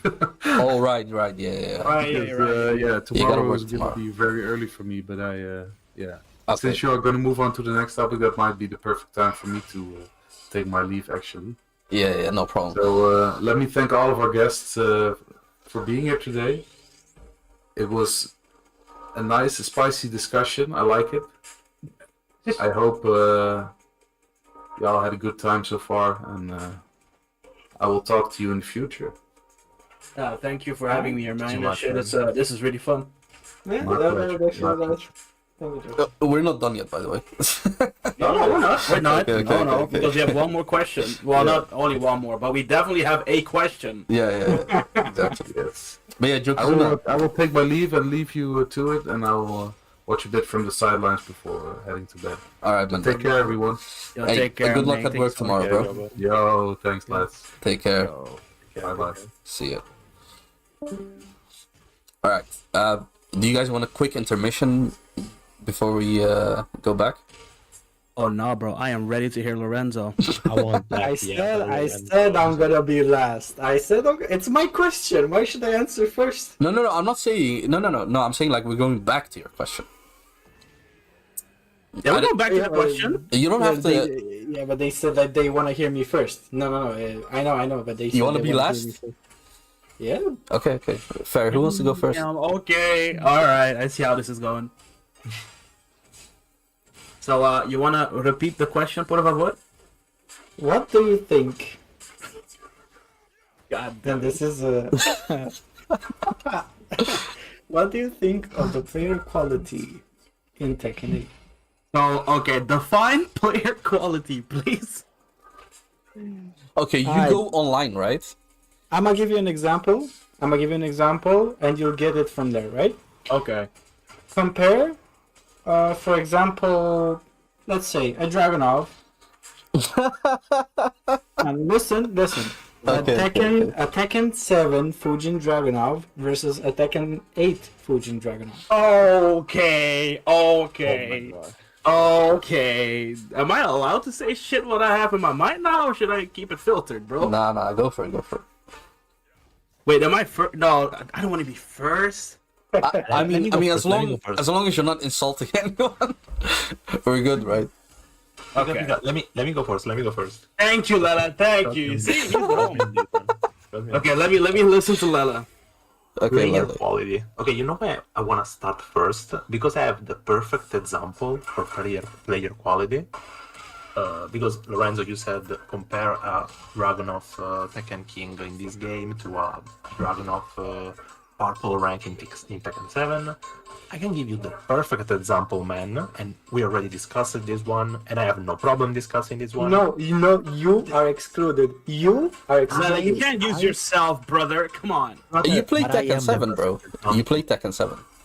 Yeah, but I mean, literally, I am a purple rank in Tekken 7, then this game pops out, and suddenly I am Tekken Emperor. How, man? Okay, How? I have two questions for you, Lele. Insane. Yeah, I have two questions for you. First of all, did you play a lot of ranked in Tekken 7? yes. Always Okay. stuck on purple. Never made out. You like, did you continue to play until Tekken 8 came out? Yes. Until Okay. the last day. Okay, then, yeah, my second question actually, that doesn't even need it. Okay, cool. No, because I mean, again, yeah, I'm joking using myself, but I mean, I get what Lorenzo is saying. There has been a lot of rank inflation, where people are getting, let's say, ranks where they should not be. They are being carried by gimmicks, heat, pressure, whatever it is, but they don't have the fundamentals attached to them. Okay. Mm-hmm. And this is not a thing only about Tekken 8. I'm gonna say this because I'm a huge fan of JDCR, and in a lot of his videos, he talked about also Tekken 7, saying that the blue ranks of Tekken 7 were green ranks for Tekken 5. Okay, so that means it's not only Tekken 8 is baby mode, and we have now Tekken King not being Tekken King, but it's a thing that always happens because the new game is always the easier game. Okay, so Tekken 6 is easier than Tekken 5, then Tekken 7 is easier, then now Tekken 8 we can consider it easier. Um, but yeah, I mean, coming back to the question, it's there's been a lot of rack inflation. There is Tekken Kings, Tekken Emperors, even Tekken Gods, where you look at them and you're like, what the fuck, man? This should not be possible. How did you get here? How? Because there is a lot of gimmicks that you can abuse. And the problem is that these gimmicks, even if someone like, knows how to counter, I mean, not knows how, I mean, if someone is good, okay, but he lacks a bit of knowledge on the gimmick, he's gonna get fucked. Like, take Kuma, for example, the Bear Electric. If you get a player which is good with sidestep, movement, and defense, if he is not like trained, if he didn't lab perfectly Kuma Electrics, he's gonna get fucked by Kuma Electrics. Legit. Even if he's a good player. If he's like, I don't know, veteran player, he boots up Tekken 8. Oh, I have perfect sidestep and backdash. What is this? Akuma? Okay, Kuma starts doing chichin, chichin, chichin. Bro, he's gonna get fucked. He's gonna get fucked. How do you think I got Tekken Emperor?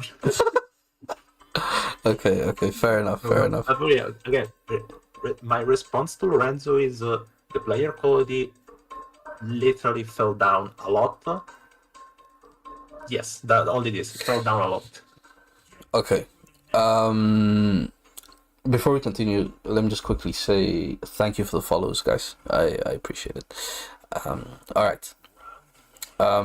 I actually was gonna ask you, Thickus, if you wanted to go second, but do you mind if I go second? No, absolutely not, man. Go. Okay. So Lele actually made an amazing point, and I actually forgot about this because I don't know. I guess boomer brain. I legit forgot about it. I remember when I was new, or like Tekken 7 was basically my new game, right? Like new Tekken. It was the one where I was the newbie and I learned the game, learned the mechanics and everything. I remember people like when I got Fujin in that game, it meant a huge deal to me. I remember, and then I also remember people saying like, "Oh man, back in TAC 2, you know, people were struggling to get like orange ranks or whatever, right? So rank feels so inflated." So I actually forgot about this. I mean, I legit had to deal with that myself. So saying it now about Tekken 8 players feels very disingenuous for me personally. Like it feels like I'm going against my roots, if that makes sense. Mm-hmm. But you can't ignore, you know, facts. But I do think the biggest reason why that is the case, so like rank inflated, in this game specifically, is because every color, like rank color, only exists of 3 ranks. Whereas Wait, really? Yeah. Oh wow. Whereas in Tekken 7, it consisted of 4 ranks. Which is huge, right? Because going from the... I remember when I was stuck in like greens, it was like getting to Vanguard was or like getting to Fighter was easy, but getting to Vanguard was super difficult. So yeah, honestly, I think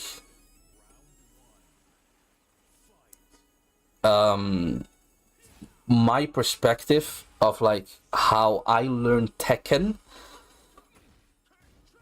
will at the end of the day determine whether I think that like the quality has gone up or down. I personally feel like it's gone down, and I can give real examples because, you know, I see people punishing less. I see people pressing way more, and obviously, you know, the game also favors that. I get that. There, for instance, Kareem, he duck launched that, right?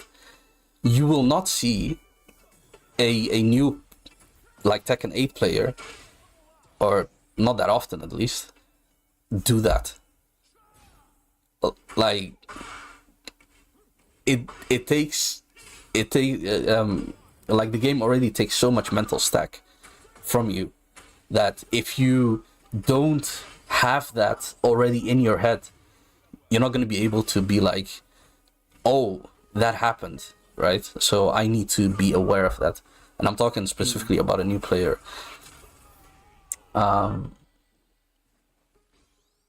So yeah, that's my opinion, I guess. Could you repeat what it is? I couldn't hear it. Which part, Brew? I said a lot of things. The punishment, the overall movement, like blocking in general, being too much in your own in your own flow chart. I see that way more in this game. I'm not saying it wasn't there in Tekken 7. I see that way more in this game. Oh, Okay. Kareem ducked the string, the 3-3-3 string from Eddie. That's what it was. Okay. Yeah. So that's my take. A good take. I like this. Anyone want to weigh in on that, or are you, or like, do you guys fully agree with it? Well, then the time I was gonna bring something up. Regarding the important aspects like punishing and stuff. But I'm still gonna wait because I want to hear it, bro. Come on, man. I was talking about season 1, Niels. Sorry. Go on.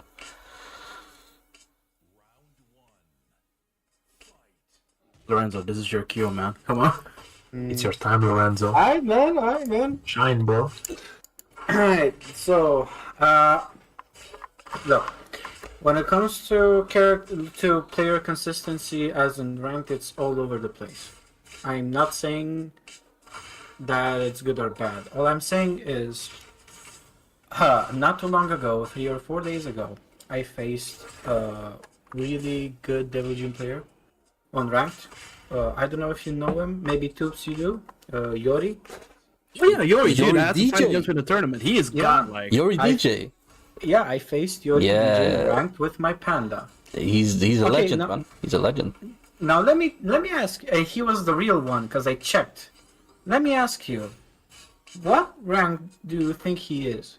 Right now in this game. ELD. He deserves it. Yeah, I mean, I don't know how much he plays, right? So I'm gonna That's say like true. TG Kishin. Kishin. He's Kishin. Okay, so he doesn't play the game then. He doesn't play ranked then. He kinda played some matches. I Okay. mean, even if he didn't play as much, like a player of his caliber should easily be at least TGS, you know. And when I faced Yori, it was not like I was marginally better than him, but his playstyle was so uncomfortable. And Uncomfortable for him, even. yeah, like he was still trying to play Tekken 7 and Tekken 8, like he was doing mad good stuff, like, you know, punishing my back one, like consistently sidestepping my wall running 1+2, consistently with punishing with electric consistently, like actual Mishima big PP stuff. In right? Tekken Like, 7. No, in Tekken 8. Oh, Tekken 8. Okay. He did that in Tekken 8. Oh, that's sick then, right? Yeah. Oh, so you're then saying I- like someone with those skills, what is he doing in blues? Exactly, and I was actually wondering how come a guy like Yori be Kishin. I was, even if you don't play ranked that much, you shouldn't be. I mean, it shouldn't be like that. And other players that don't even know how to move around, how to punish something that's mad obvious, like a snake edge or stuff like that. They are getting Tekken King, Emperor, even Tekken God. I don't know if you saw, Tupi, but I shared in Lele's Discord a clip of an Asuka, Tekken Emperor, who cannot duck and punish Jack's forward 1+2, 1+2. The low. Yeah. I did that, and I'm not even joking, at least 4 times, 5 times even in a row, and I got almost around. So Tekken Emperor, by the way. Now I'm not saying that ranked means anything, but back in my day,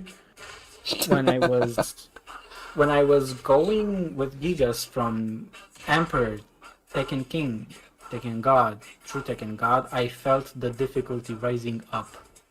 And I felt like I needed a little more oomph, like I needed something else. I needed to be more sharp, I needed to be on the edge, I needed to react instantly, and so on. Now, I picked up Xiaoyu, a specialist character, and in 2 to 3 months, 4 months even, I got Tekken done. And I'm not even like that big of a Xiaoyu specialist, I mean, I know my setups, I know my stuff, but I cannot compare to, let's say, for example, Mr. Croft or Spiranik, I haven't played Xiaoyu for that long. And I'm not supposed to be a Tekken God Xiaoyu.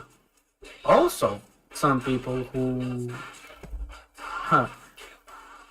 are bragging about their performances in other activities don't know how to do essential things. They don't know how to punish their own character. And they're still higher than Yori. So the when it comes to the player quality, I would say that the Tekken you actually want to play kind of starts at TGS and up. And I'm not even memeing when I say that. And even that, it's not guaranteed. I would say that Tekken ranked for real starts maybe at GOD even. Because you cannot be sure of the quality of the player up to that point. People don't know matchups, people don't know how to move, people don't know how to react, people don't know how to play mind games, which is, essential. Like, it's rough. And that's, I'm afraid, will be a problem maybe till the end of the first to 2 system. And I don't want I don't want the deathmatch system, but first to 3 system, or even a bit more chunky, would be better for the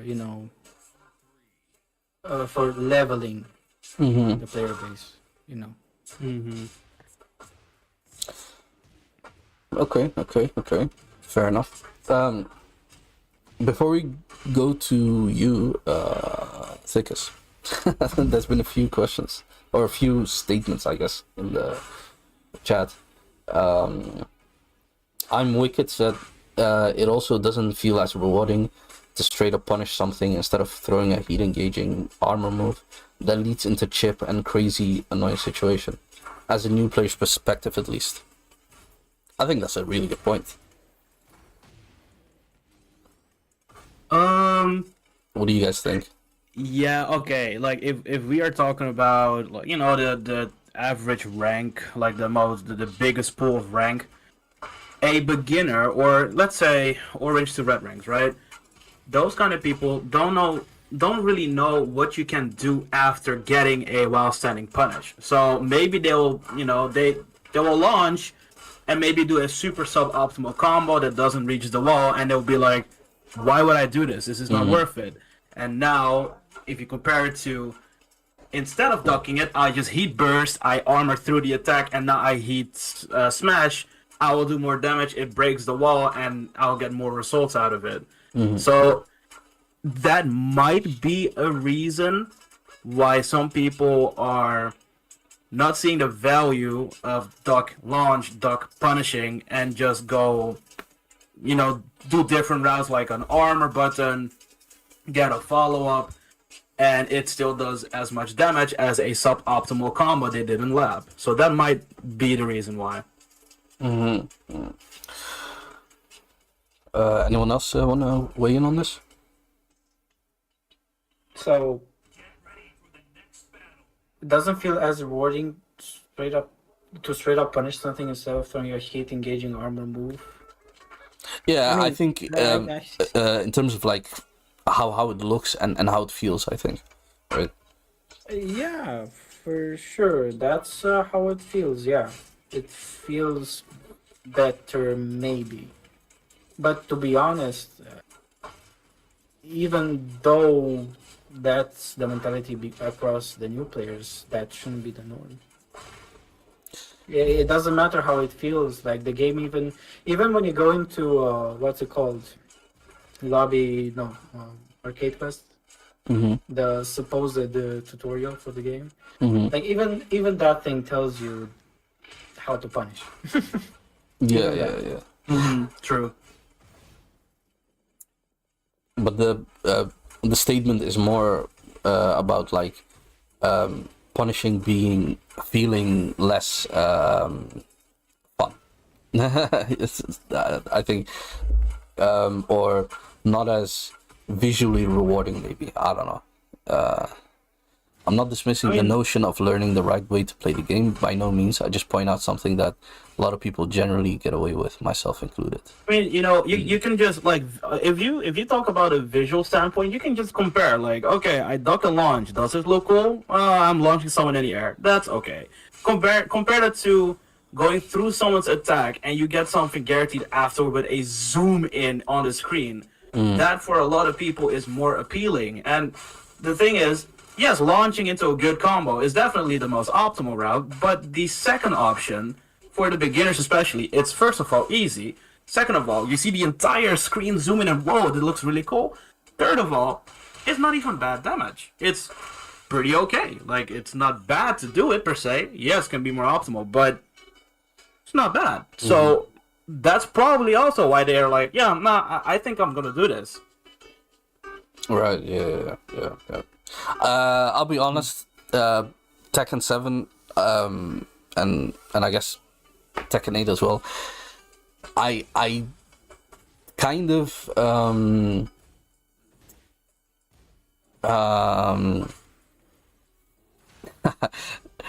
I call it the big move syndrome. Like, I had that, right? The big move syndrome.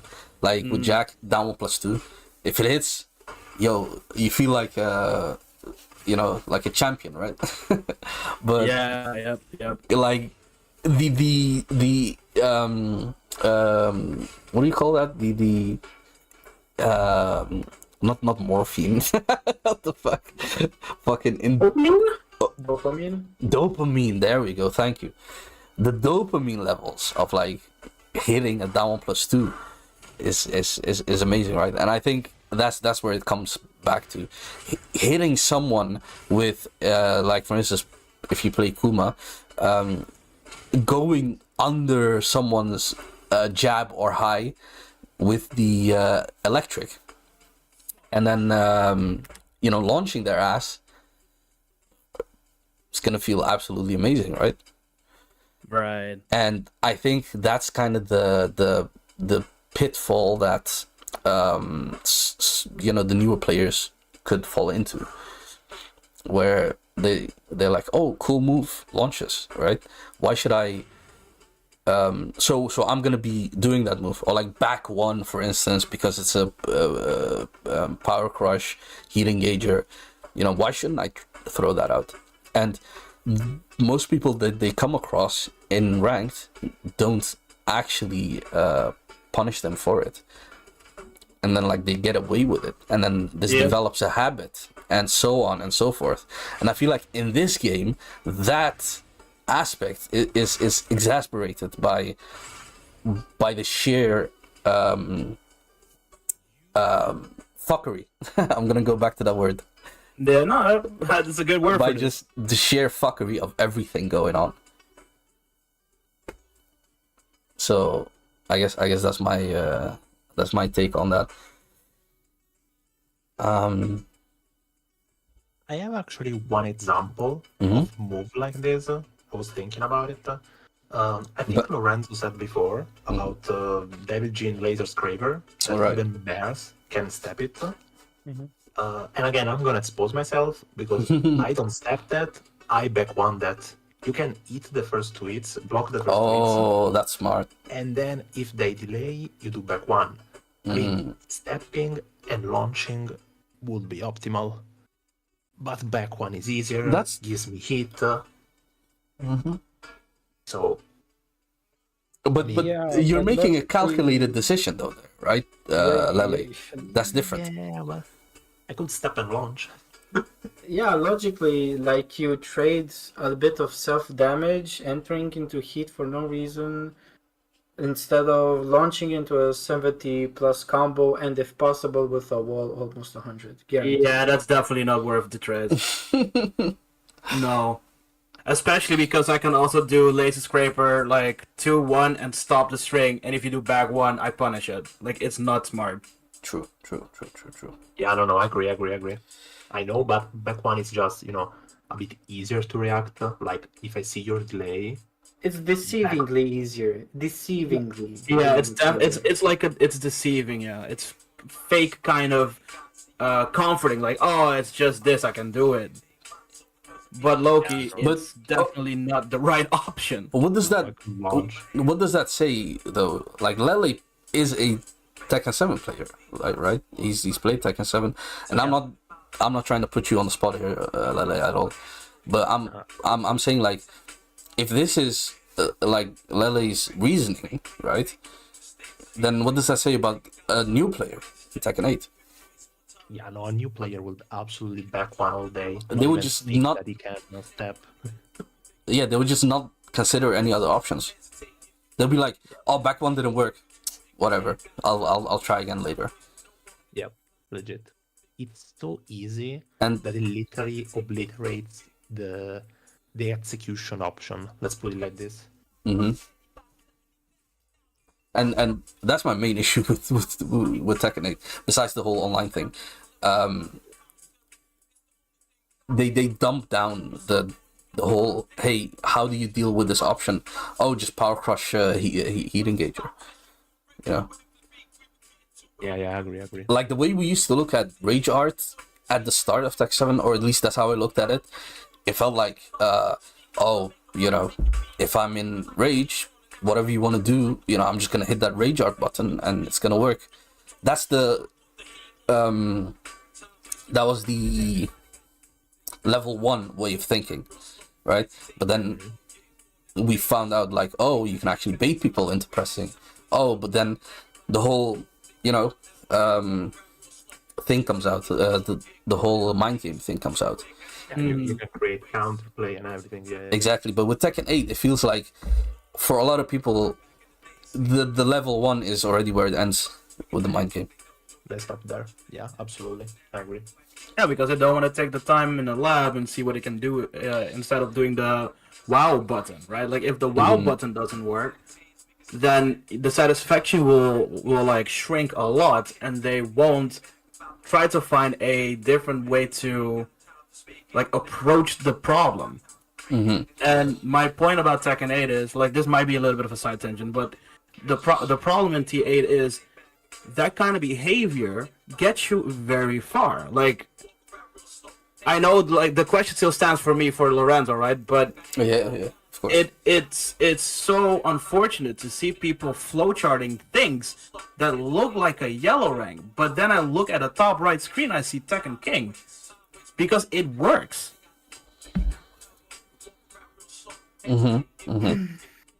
Yeah, and Panda, I 100% agree with that. Of course, you could say people take calculated risks as well. Like I feel like if you play bears, you take calculated risks just for breathing. Unless But, you're Lala, you're free. Back on. Yes. And if you really want to be cheesy, burst or rage art. Okay, before I'm gonna have to put you on hold again, Thickus. I'm sorry, That's all bro. good. It's all good, bro. I am enjoying this discussion. So not discussion, but this conversation. I like this. Yeah. There's one more big question that I want to go into from Rojo. I didn't forget about you, Rojo. So Rojo goes, well, I want to know your guys' opinion on the following then.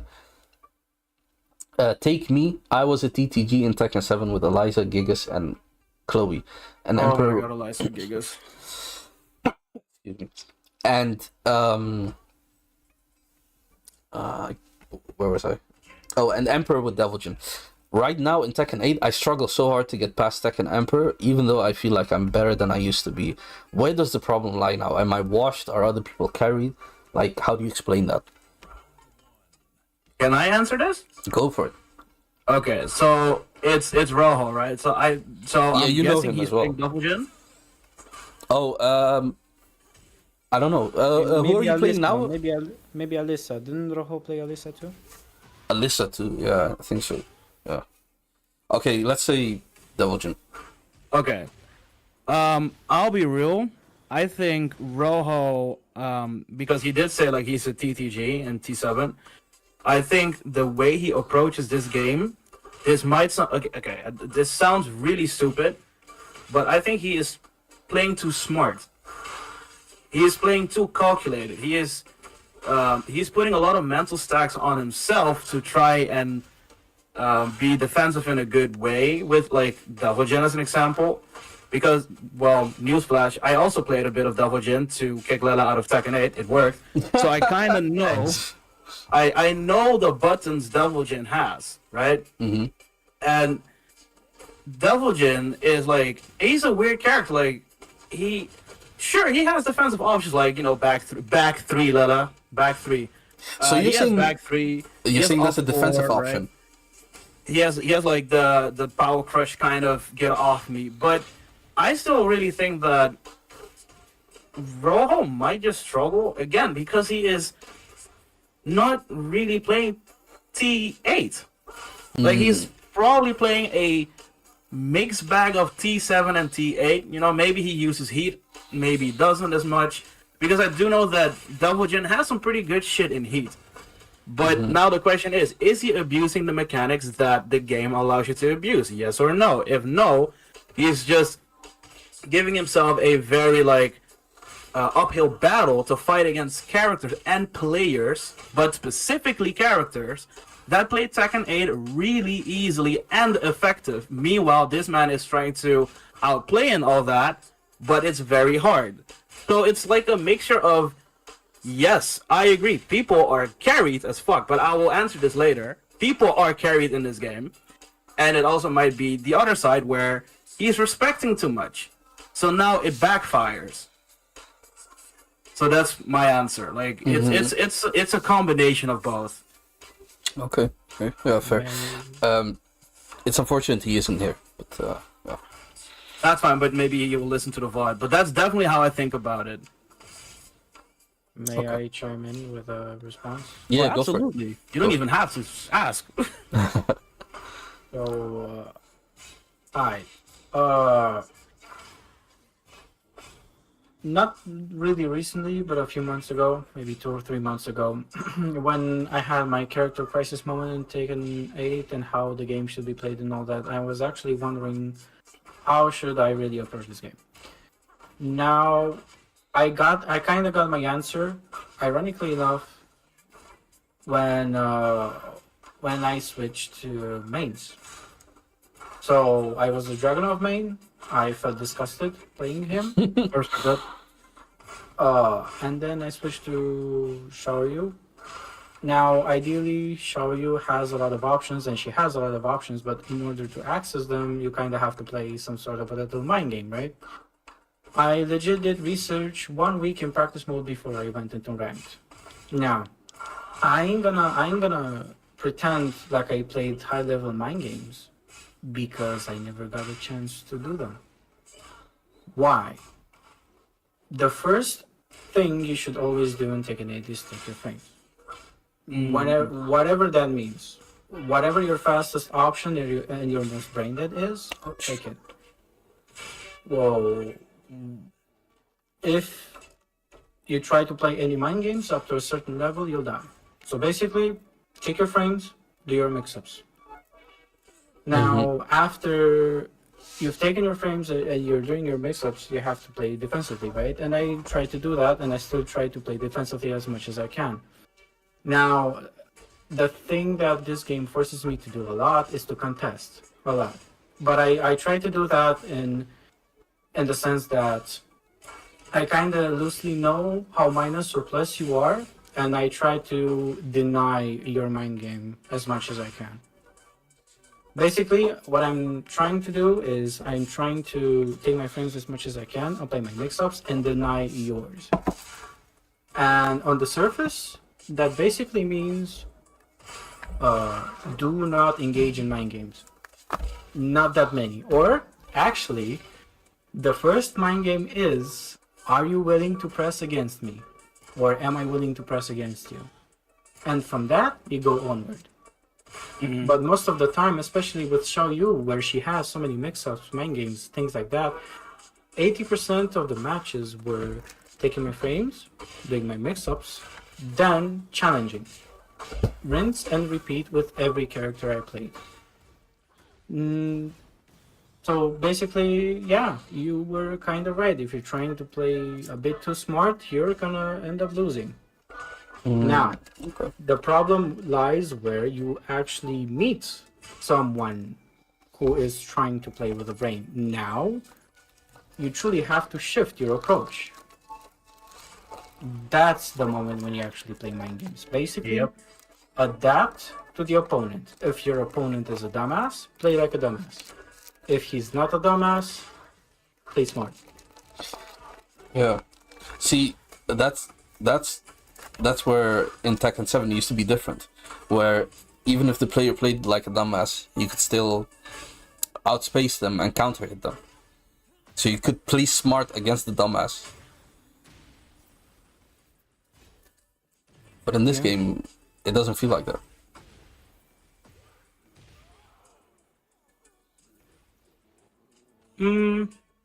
Or I'm thinking about like what I went through in T7, because obviously I also fought against a lot of interesting individuals in that game. I do have to agree with one thing: the fact that the dumbass in T8 has tools to actually make it a bit hard for someone playing smart. That is a bit demotivating. But T7 also had moments where I'm like, I lost because I was thinking. Why? Like, why did I... How did I lose this? You hesitated. But, yeah, I was a bit too hesitant because the man really mashed in -7? What? the man, right? Like, but this happens a lot more in T8 where armor can heat engage. This in heat is in heat dash.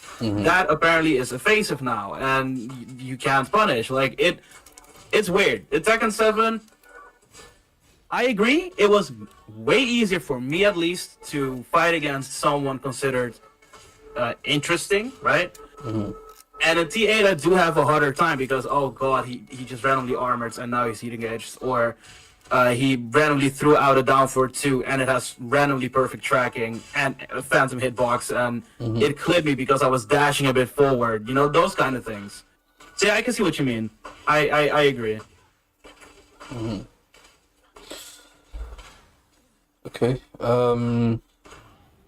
I did see a question from Kareem about the last DLC character, but we're gonna come back to that later on.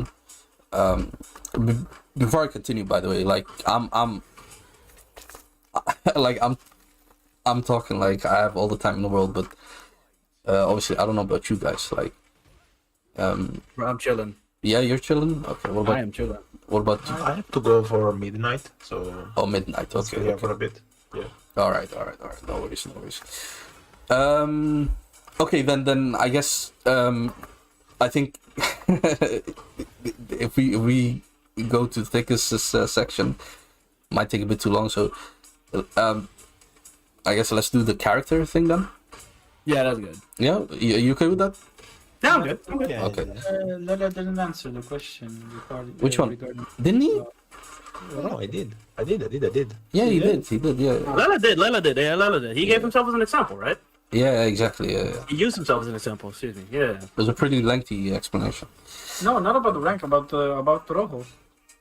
Rojo. Oh. Yeah, no, about Pro, I didn't say. Yeah.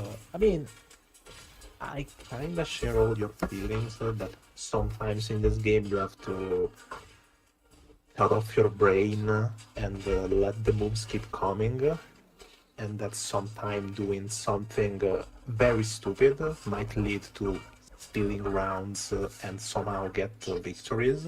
Like, I don't know if you guys remember the Lily versus Arslan, random Matterhorn into completely comeback. Yeah, that's what I mean. Wild. That crushed his soul. I mean, that's on tournament setting. Imagine that on everyday ranked, you know. I guess- That shit I guess- happens very frequently. I guess one of the best players as well in the world. Yeah, that happened. I guess probably the best player in the world. Imagine to all us players online in ranked. Like again, I'm putting myself on the spot. I have videos on my channel where I have like 10 HP, 1 inch from death, heat burst, throw electric combo, combo, mix up, boom, and the round is completely saved, you know? Because sometimes you don't do the smart thing, sometimes you just throw electric in my case, and somehow it works, and somehow also the mix up later works, and you got around.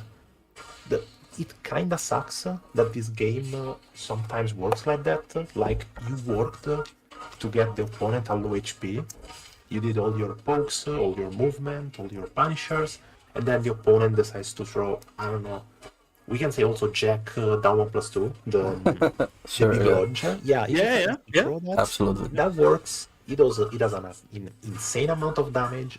It gets a good mix-up, and basically everything you have worked for, with patience, with intelligence and all, it's GG.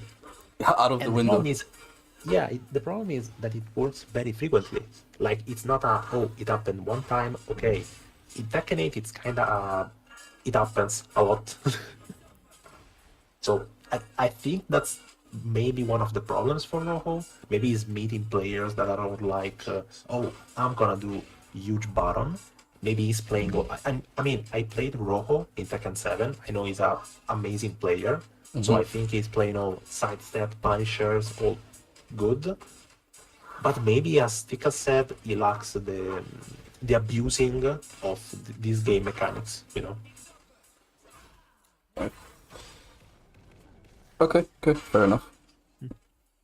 Obviously, he's not here at the moment, so he can't weigh in. But good points, absolutely. So quickly about the character, the last character. There is only one guy, man. There is only one guy that can be last DLC, and it's Ogre. Who? 100%. Marduk. No, Ogre. Oh, Ogre. Oh, Yeah, absolutely. Who is the only guy that can beat Like, okay, they released Eihachi as a second last, okay, not last, which to me is insane. That means the last character is gonna be someone even more insane. So either Ogre, which will be insane, or a big guest character like someone very, very big. Because let's be real, if it's gonna be like I don't know, Anna, bro, Anna to close a season 1 where there was Eihachi, nah, man. Anna has That's a huge fan base, bro. Yeah, Don't- man. don't Do be that in mistaken. T7? Like you got Armor King, you got Murdoch, and then you had Anna. No, Anna was actually the second character. The character to close season 2 was Negan, which again, big guest character, so makes sense. The character to close season 1 was Noctis, again, big guest character. And the one to close season 3 was Fagumram, which I mean new, but he had all that massive trailer, big imposing figure, all that. Like, you have to close the season in a strong way, with a strong character, with a big name. You cannot close it with Lei, Anna, you know. Maybe Jinpachi. Jinpachi will be insane, but I don't think because another Mishima, man. 5 Mishima? Bro, we play Tekken. People fucking jerk off if someone says the word bro, Mishima. 5 Mishima, and they all kind of function different. What the fuck, man? Nah, dude, like Hayachi Kazuya are not the same at all. So I think if it would be Jinpachi, he will be crazy different. I hope.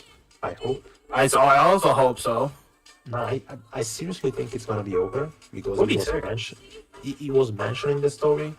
He had a new model in the story, and I really think it's stupid to make a model for a character just for a cutscene.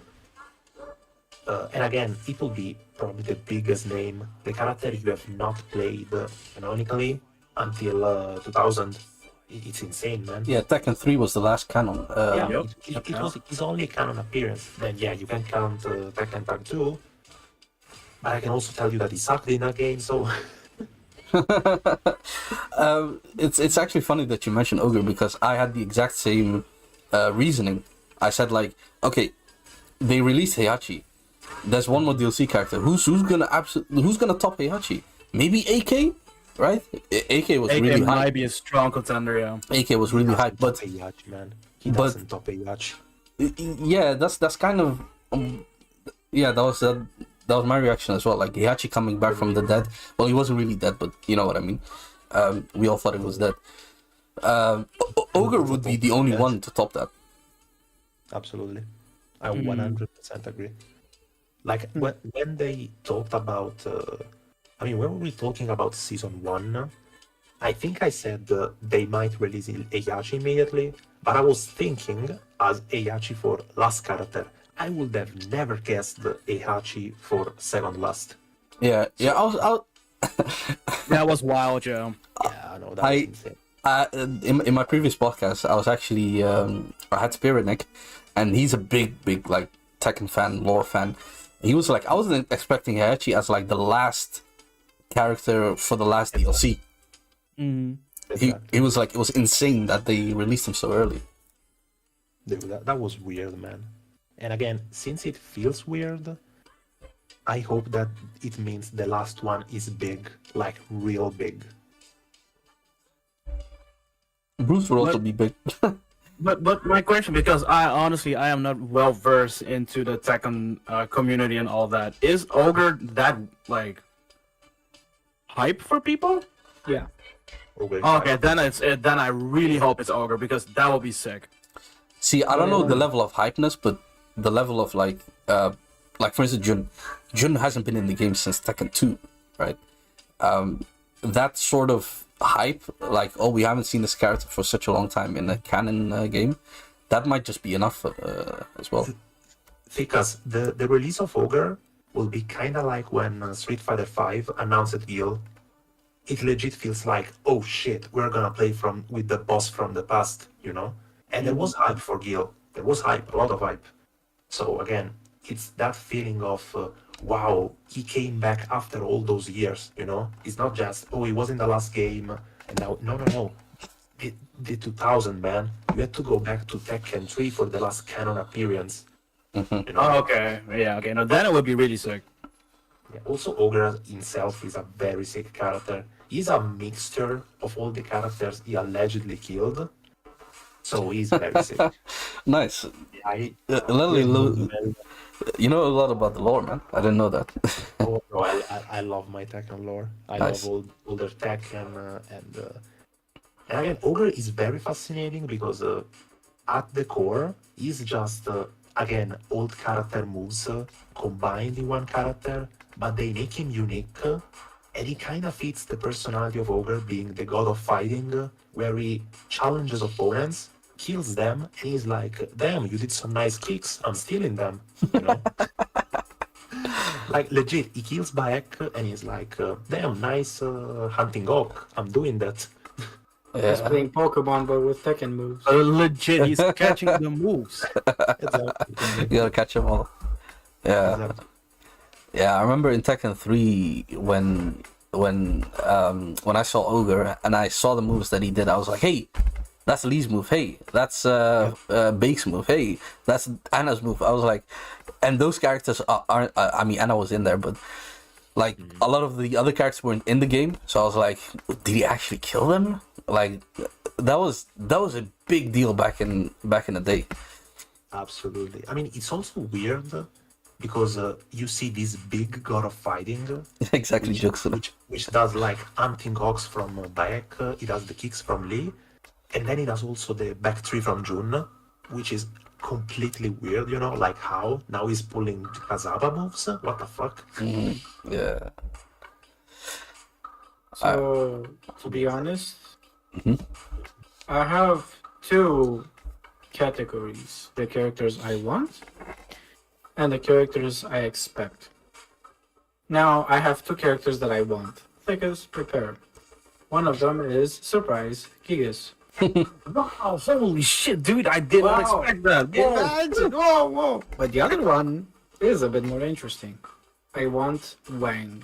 Oh, Wang is sick though. Nah, it's not. That's a cool. that's pick, though. interesting. Yeah. Wang has always been one of my biggest crushes in Tekken when it comes to, you know, characters. Like any old guy that can still fuck you up instantly, you got my vote. And even if, look, we see Victor on screen. Even if Victor, he is what he is, I like the old man design. Now, The archetype. yeah. Yeah. Now, Wang was special because he was like 100 something years old. He was Jinpachi's,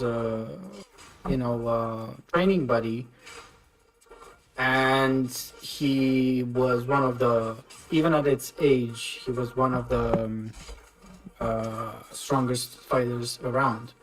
In the sense that even in the move list, you could see like he had like the Xiaoyu kind of, you know, nimble movement. You could barely see what he moves, but when he fucking punched you, he had a death fist better than Paul's. Damn. Yeah. And He hurts. He also had the Leroy mechanic, but with an actual brain cell to function. Like you would press back one or something like that, and you had to press back one with timing. Like for example, if Devil Jin did Laser Scraper, you couldn't just mash back one and win. You had to press exactly back one, and then you launched at the exact timing. Oh, that's sick. Yeah, that was big brain. That was amazing. And his combos were like, especially in Tekken 6 and Tak 2, they were like amazing to do. Imagine Julia combos mixed with some Paul and Xiaoyu stuff and whatever. Like the moves looked amazing. Now, the characters I want, we're done with those. They're never gonna appear. I'm sorry. It's fine. We all have dreams, bro. We all have dreams. R.I.P. But the characters I expect, one, yeah, I guess it's Ogre, and we talked about Ogre, but my hint is that it's still gonna be kind of story related. We don't know who Reina's mom actually is. And there is a side of the Hajijo story that Tekken didn't cover, maybe intentionally. What I do expect right now, that it has to be like Reina's mother or some Hajiju clan member. Because if you remember Tekken 7 lore, Lele, especially you, because you know that shit, like the Hajijus were made to counter devils or the devil gene, whatever. And Kazumi was actually trying to kill Heihachi. She didn't succeed. But the only members who actually got those demon powers that could counter other demons were Hajiju members. Now Reina has a devil gene. From where? Hachijo. Exactly. So Yeah. I do expect either a return of some Hajijo clan member or Ogre. Maybe Ogre ties into the Hashijo clan as well. Who knows? Ogre kinda ties in the story because spoiler alert for the ones that wanna play the story DLC. I'm sorry. Jun kinda wakes up from a dream in the ending of the DLC story. It's not specified if she's alive, she's dead, she's dreaming, but if she's truly like waking up and coming back to life, they could do something like, oh, she was imprisoning Ogre with her, and now that she woke up, also Ogre wake up, something like that. I don't know.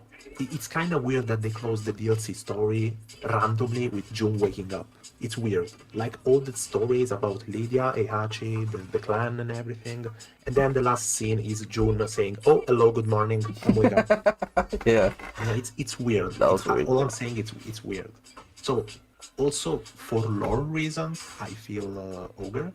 But Lorenzo is making a good point because also another thing is that unfortunately this is not a good thing, but they could kinda recycle Kazumi because if they make a new member of the clan, they can just make a new appearance, make new moves, but at the same time kinda recycle Kazumi. No one will mind, you know. I mean, no one would, we will mind, but they can use that as a base to create a new character, you know? Sure. Yeah. So, I mean, kind of something kind of like Azucena being starting from the base of Miguel, you know, that thing. But, yeah, I don't know, we'll see. We'll see. I believe, like Lorenzo said, that this season 1 pass is gonna focus on story. Because if you see Eddie, he was in the story, Lydia, Heihachi, all in the story. So it makes sense for the last character to be again someone connected to this expansion of story. So yeah, now it would be weird if we all said this and then tomorrow we wake up and it's, I don't know, yo, Armor King is coming back, GG. It would be very weird. Yeah. I think they're too busy with the story and like they have the story in mind with the characters. All the characters that they've released have been a pivotal part of the story. Okay, it's the story, yeah. Of course, they can always make stuff up, right?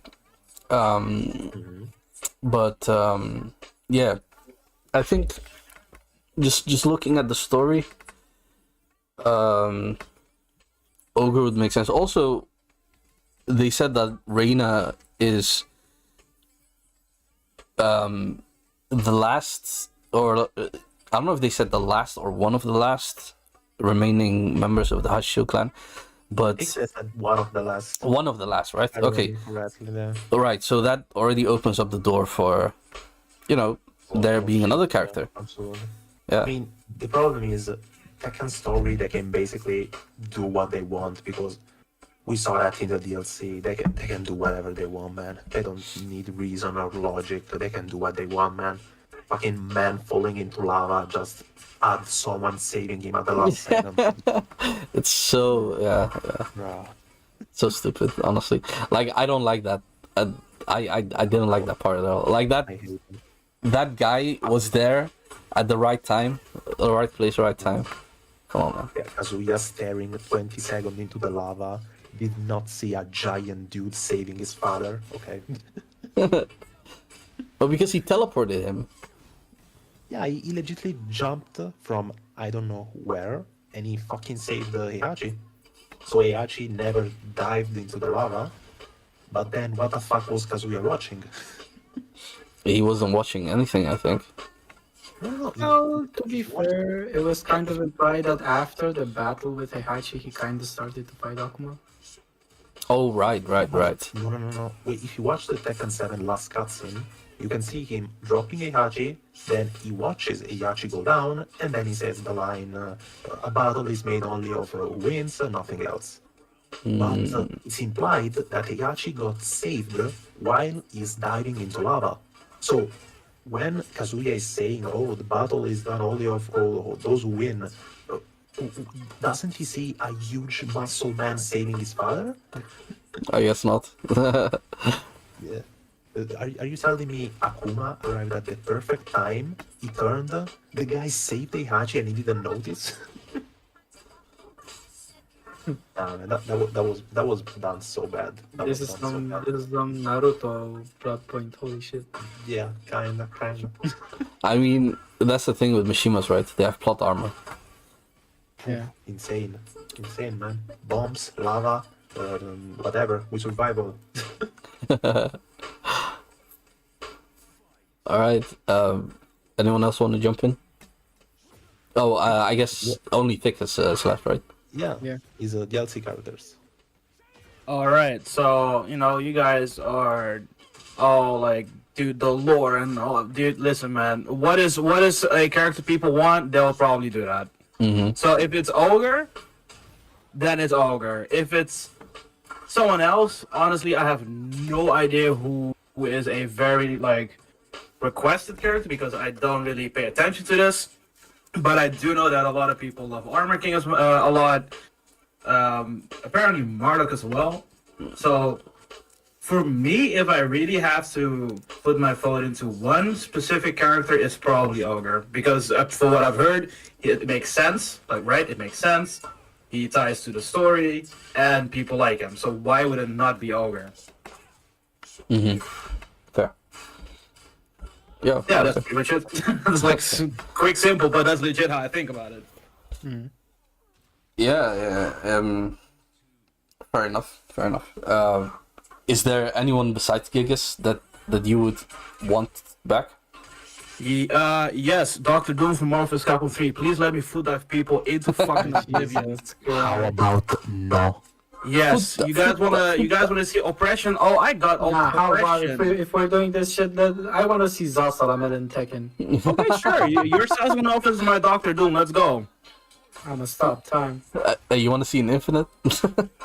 Dude, stopping time, fine, but a food dive will break time, bro. It will go through the time Yeah, stop. sure. I will Zalwardo your ass.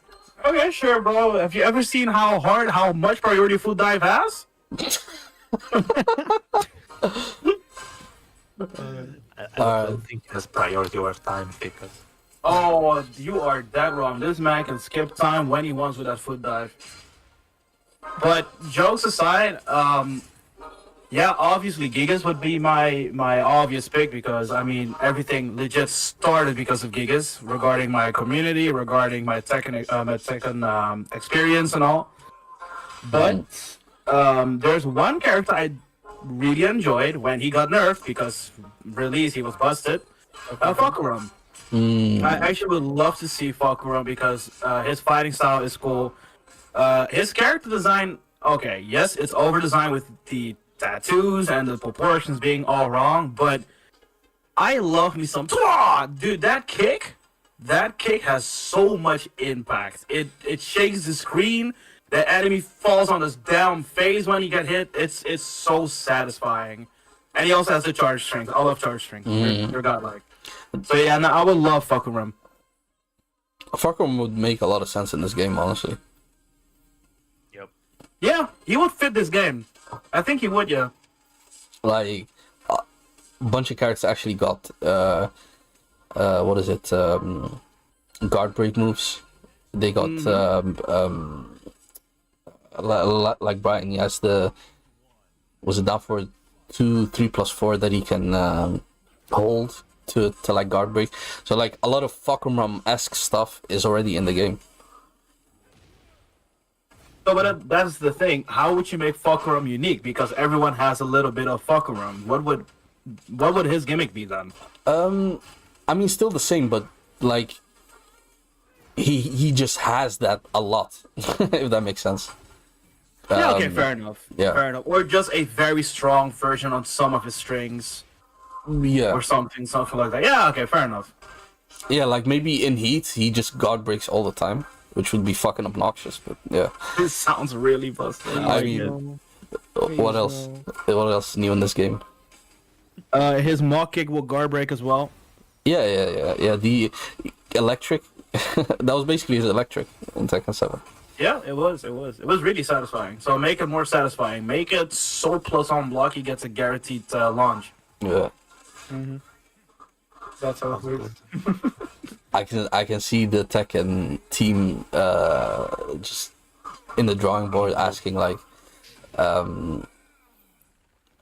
how strong should we make this move, and then just answering yes. Yes. Yes. All right. Ficus, it's your moment to shine, bro. Bro, why you putting me on like the last like question answer shenanigans, bro? Now everything is focused on me. I hate this. All on you, bro. But okay. So let's go back to the question. The question was again like repeat the question part of what? It was like has the value or not value, has the quality of the player base, like how do you see it in this Okay. game versus Tekken 7? And that can be unfiltered, right? Absolutely. Yeah. Okay. I truly think that the population, the player base, it declined like crazy. And I'm not even saying this because, you know, I have my gripes with this game. So obviously I'm a bit negative about the game. But that definitely doesn't make it like a thing that facts are facts for a reason, right? Facts are facts. If you look at the player base and how they play, how far they can come with the dumbest fucking mindset, the dumbest flow charge, the dumbest like behavior while playing this game, and they get rewarded by with a rank up. Matter of fact, even Tekken King, it baffles me. It actually makes me. I'm not angry, I'm just disappointed. You know what I mean? Like, I'm not angry, I'm just disappointed. Because the reason why I'm so disappointed, a lot of people really took their time to learn the inside outs of Tekken. And we all know Tekken it still is a very complicated game, right? It's a 3D, you have movement, you have this, you have focus, you have neutral, you have apparently now heat and chip, and there's so many things going for.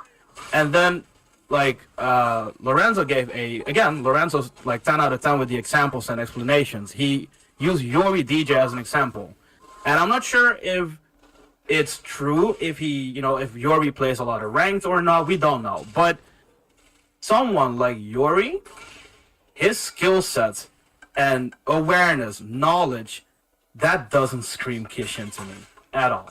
That's why I said like, yeah, that's probably a God, and then he hit me with, yeah, nah, man, he's a Kishin. So, again, I'm gonna be unfiltered here, because I have the perfect example of why I really don't think that this player base, the quality is degrading like crazy. So I'm gonna air out a streamer. Well, I'm not gonna put names, but a very known streamer. So you guys can maybe speculate here, but there has been this streamer that is, pretty good at fighting him. Like, I'm not gonna say he is free, he doesn't suck, but yeah, the man knows a lot of fighting games, but he was never good in Tekken. He was never good at playing Tekken. Like, I'm sorry, again, facts are still facts. He was never good, he never reached red ranks, okay, in T7. Now, man is Tekken King. Wow. And yes, Lorenzo's right. The man is a Tekken King. And I know some people might say, yeah, but coaching, whatever. But then you listen at the coaching. And the coaching was literally, yeah, after this just mash. After this just armor. After this is just do this. After this just don't respect. After this just do this. And it's so depressing to see where first the ex-streamer was trying to like punish and learn and that's unsafe and it's not my turn, and then the advice came up and it was like, oh, so you converted him into mashing, you converted him into making bad habits and exercise those bad habits to a point where the man legit reached a way higher rank than he ever reached. And this applies to a lot of people, and this is what makes me so disappointed in this game, where I see people trying so hard to learn. This has to do with the ranking as well, the upcoming thing I will say. I see people learning Devil Jin, Lee, and yeah, sure, Lee back 3-3 Brain Rot will bring you far, but it won't just give you free Tekken King, as an example, right? So they're forced to really learn the game and acid rain consistently and all that stuff. And then they are hard stuck in blues, okay? Then I see, I'm not gonna put out names, but I see some characters like, King. Do I need to give you guys the example again? Where I fought against and this was early, I fought against a Bushin King. So that was considered quite fucking high, right? The man, round start, I hit him with down back one way jack. Yeah? Man mashed armor. I heat engage, and I instantly do heat smash, and I legit see the inputs, and I saw 7 to 8 heat smash or heat burst activations, and he plugged. And he fucking plugged. This is ridiculous, and it baffles me, and it frustrates me so much that this game, it slightly allows to play like this. Because this means that this guy played like this. Oh, I get hit, heat burst, heat smash, mix up, I win, rinse, repeat. This man reached Bushin like this. I cannot believe it that a game like Tekken allows people playing so stupid to get this far. So, to answer this question, the quality of the player base, it's insulting. It insults me. It makes me so disappointed. Am I happy if I see someone playing really good? Why do you think I'm so happy? Because, yo, you know your shit. Yo, good shit. Keep it like that. Please don't ever change. But the majority of people, even at Tekken Kings, again, Lorenzo made a great point. This is the reason why he said, yo, GOD, that's kind of where the game starts. And even then, it's finicky. I fought against multiple GODs. I fought against a GOD with a 2 days Devil Jin. I'm not going to say, you know what? I'm going to say the character, so it makes sense. Victor. And the man didn't know that Devil Jin's down forward 1-2 is a high. He never ducked it, right? He never, laser scrape stepped it. He just mashed expulsion. I launch it, and he ran. What is this? Why? Well, what is this? I know what this is. This is Tekken 8. And I hated to say it, but it is so common to find these kind of players in this meta. Because it works. So no, I am actually just legit insulted that the game allows people to play like this and get this far. I am not happy with this. It's just not fun to play ranked. It's just not fun to play periods. It's every single time I fight against someone, it's like, why the hell do I have to fight? What the fuck am I looking at? This is, and people say yo, but this only happens in low rank. No. This absolutely happens to Tekken King, Tekken Emperor, Tekken Gods. It's too common, and this is the reason why I stopped. It's just not fun. It's not fun. It's just frustrating. You don't get better because the environment is not trying to get better, so you won't get better, and it's just a cesspool of, hey, let me gimmick the enemy out as much as possible. Does it work? Cool, rematch, or sometimes even no rematch. Does it not work? Yeah, I'm running. So nah, I am, for a very good reason, I am done. And I think that the player base, the quality of the player base, is heavily declining. It's hopeless almost. Okay. For me, at least, for what I have witnessed, it's not looking bright. Okay, could you would you say a reason for that is also the fact that the player base has increased?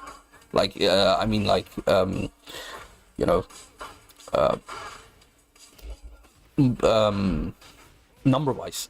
Like there's literally more people playing Tekken 8 than Tekken 7. Yeah, because Tekken 8 is, for what I know, pretty successful, right? It sold a lot of copies, so yeah, the player base is quite big. So the dilution, yeah, it's definitely there. But if you reach certain ranks that are, supposed to be the higher ranks, you do make a little bit of a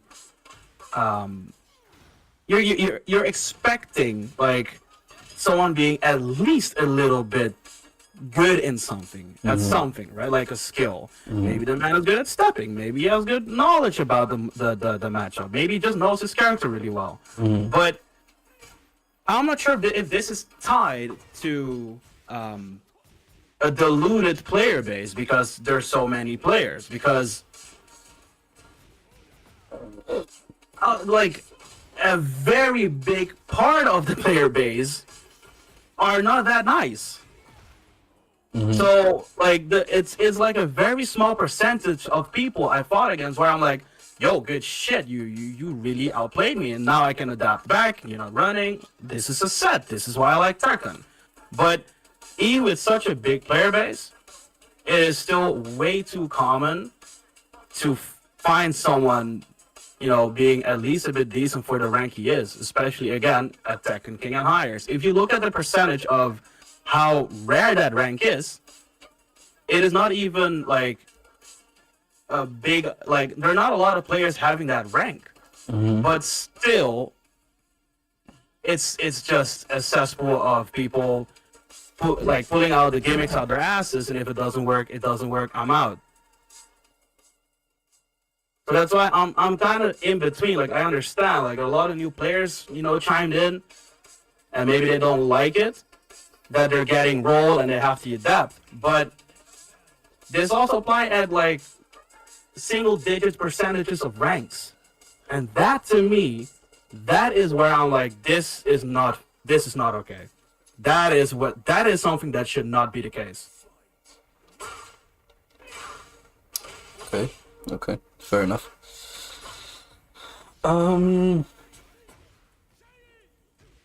Yeah, no, I completely agree. Obviously, there's more new people, but like you said, the ranks, like if you look at Tekken 7, you could feel once you hit like Emperor, people got significantly better. Yeah. Yeah.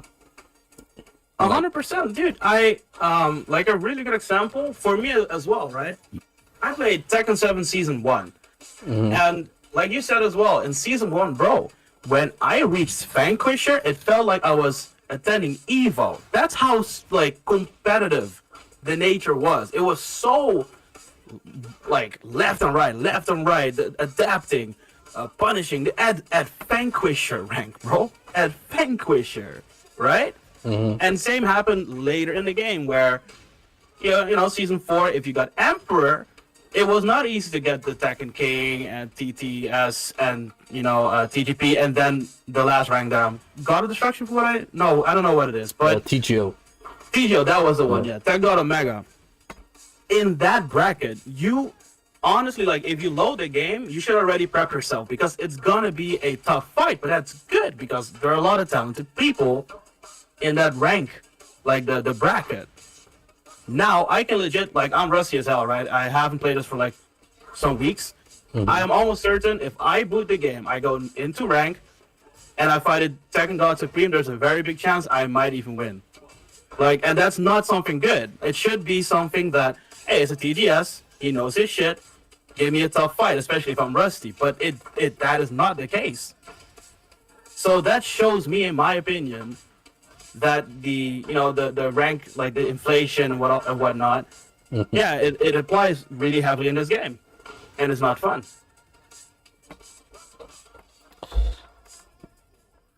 Fair point. Yeah, I do think it's very clear. I'm actually looking for there was one post that I like on Twitter that showed like the amount of percentage of players on that particular rank. So I'm looking if I can find it. In the meantime, may I come with a question? Go on. So, we talked about the game and the community surrounding it. Now, there has to be addressed something that's a bit more important, and that kind of affects the game overall. How is it played and viewed? What do you guys think about content creation regarding Tekken 8 in general? Like, for example, the perspectives the content creators take, the views they impose, the perspectives they impose. Um, Can I? Good question. Real quick before we get into that, I found the tweet that I was talking about. Okay. So the rank distribution, and this is from 16th, like September 16th. Not too far from now. Yeah. So this is let's see. So from Fujin, right, is 8.2% of like the player base, and I'm guessing this is only PC. Okay. Probably. You know, that's a pretty big player base. And then once we get to, so that 8.2% on Fujin drops like almost by half on the next rank, Raijin. It goes to 4.94%. And when you go to Tekken King, that's 2.92%. Tekken King is what? Come again? 2.92%, so basically 3%. 3% of the player base is on Tekken King. Really, the top of the game. And then Tekken Emperor would be 1.42. And Tekken Jesus. God is 1%, basically. So, and then TGS and GOD are basically half a percent each. Bro, that's wild. Yeah, and then going back to your statement that you made, Tekis, where you said like, even in these higher ranks, like you see stuff where you're like, what are you doing? Like, you know, why don't you know this? Mm. Yeah.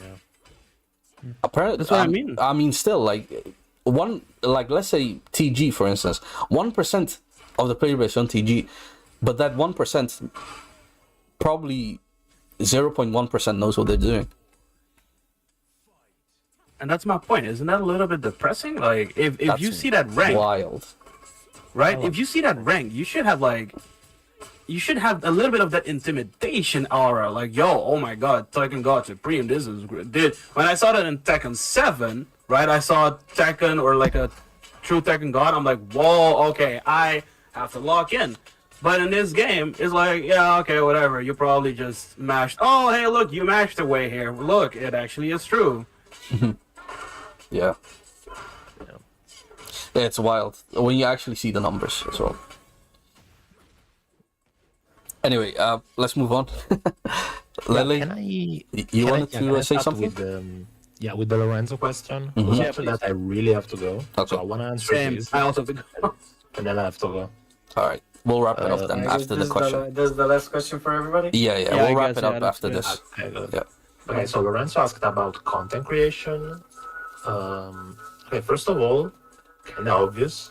This game has a lot more players, a lot more viewers. So, content creation like guides, matches, and everything has more views compared to Tekken 7. This is kind of obvious, and it is also good for the players that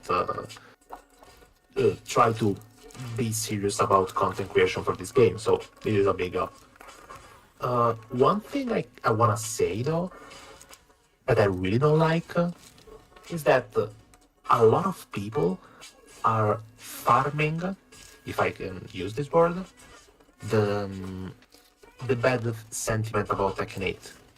Like, a lot of people are going on about this thing of Tekken 8 being a bad game. They are kinda milking it. I don't know if it makes sense. Like, I see a lot of people, especially Twitter, but also YouTube, and they keep insisting going on this game is bad, this game has flaws, this game has problems. Yeah, they're hate Which, farming. yes, I mean, yes, it's important to raise awareness on the game, but at the same time, it's kind of starting to feel like a trend where every day you have to find a problem of this game. Sometimes where there is no problem, because one video when I brought up, I don't think I can find it again, but there was this guy playing Jin, by the way, very funny. Oh, yeah. He made this video on Twitter, which had a tons of like and whatever. And he said only, I love playing Tekken 8, I can do shit, I love this game. And the clip was him playing against Leroy, and basically he got pressured all around.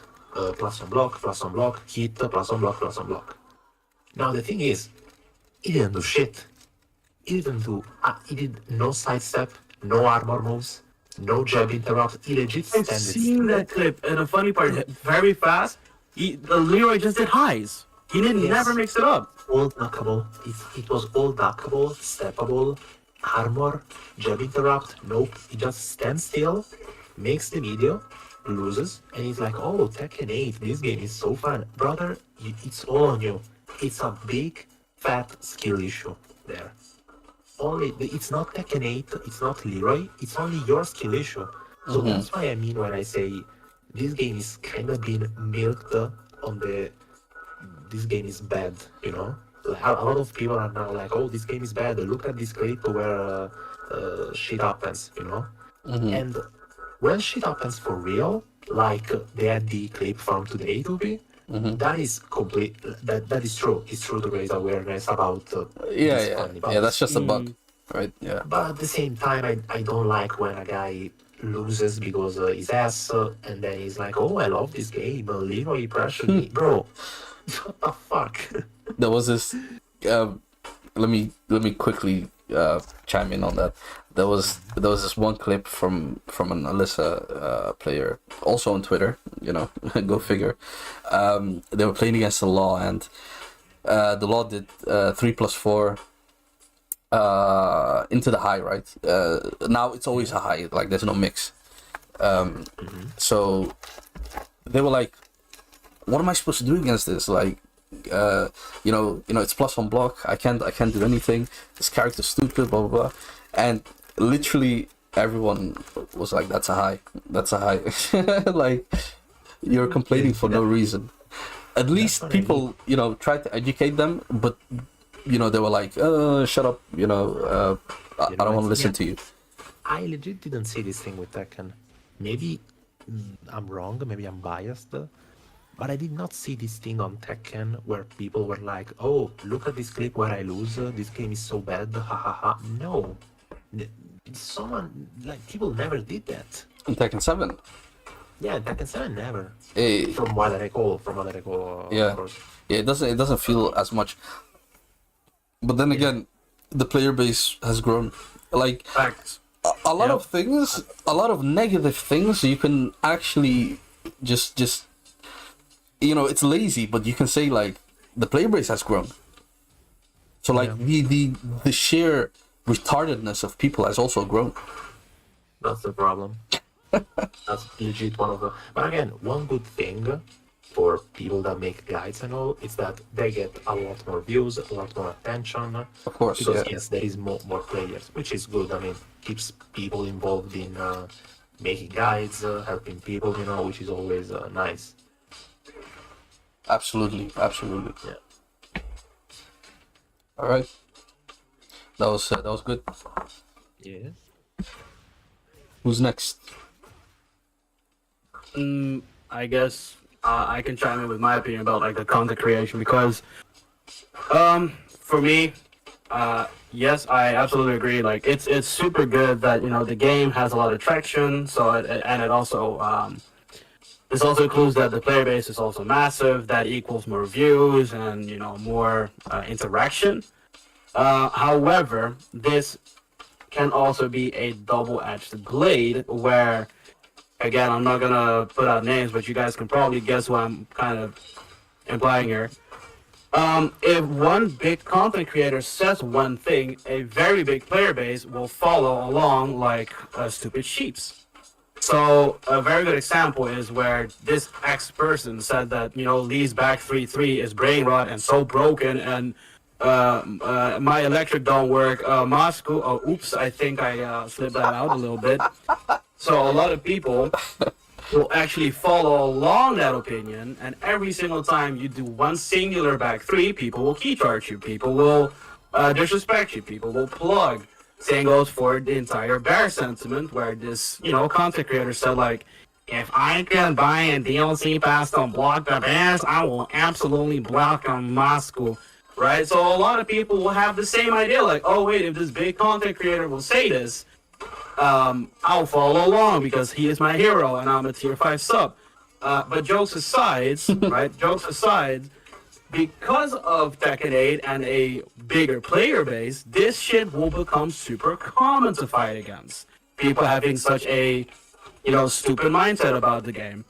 So, yes, I am happy that it gets more traction. Yes, I'm glad that, guides are doing better than ever because more viewers, more players are interested to perhaps learn the game, but what Lila also mentioned, yes, Tekken 8 is definitely not perfect, but it also has its good sides.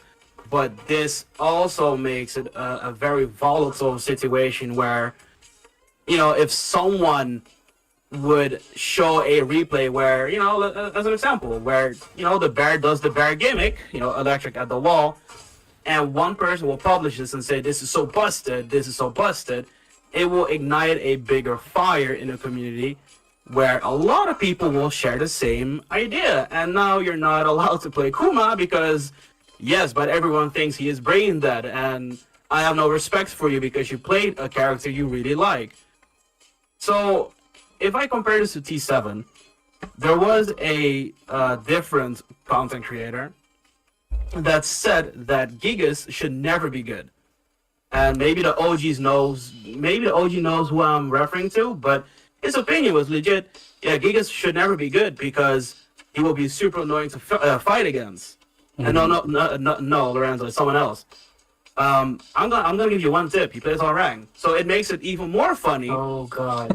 That the guy is bitching about Gigas for being good while he plays all rank.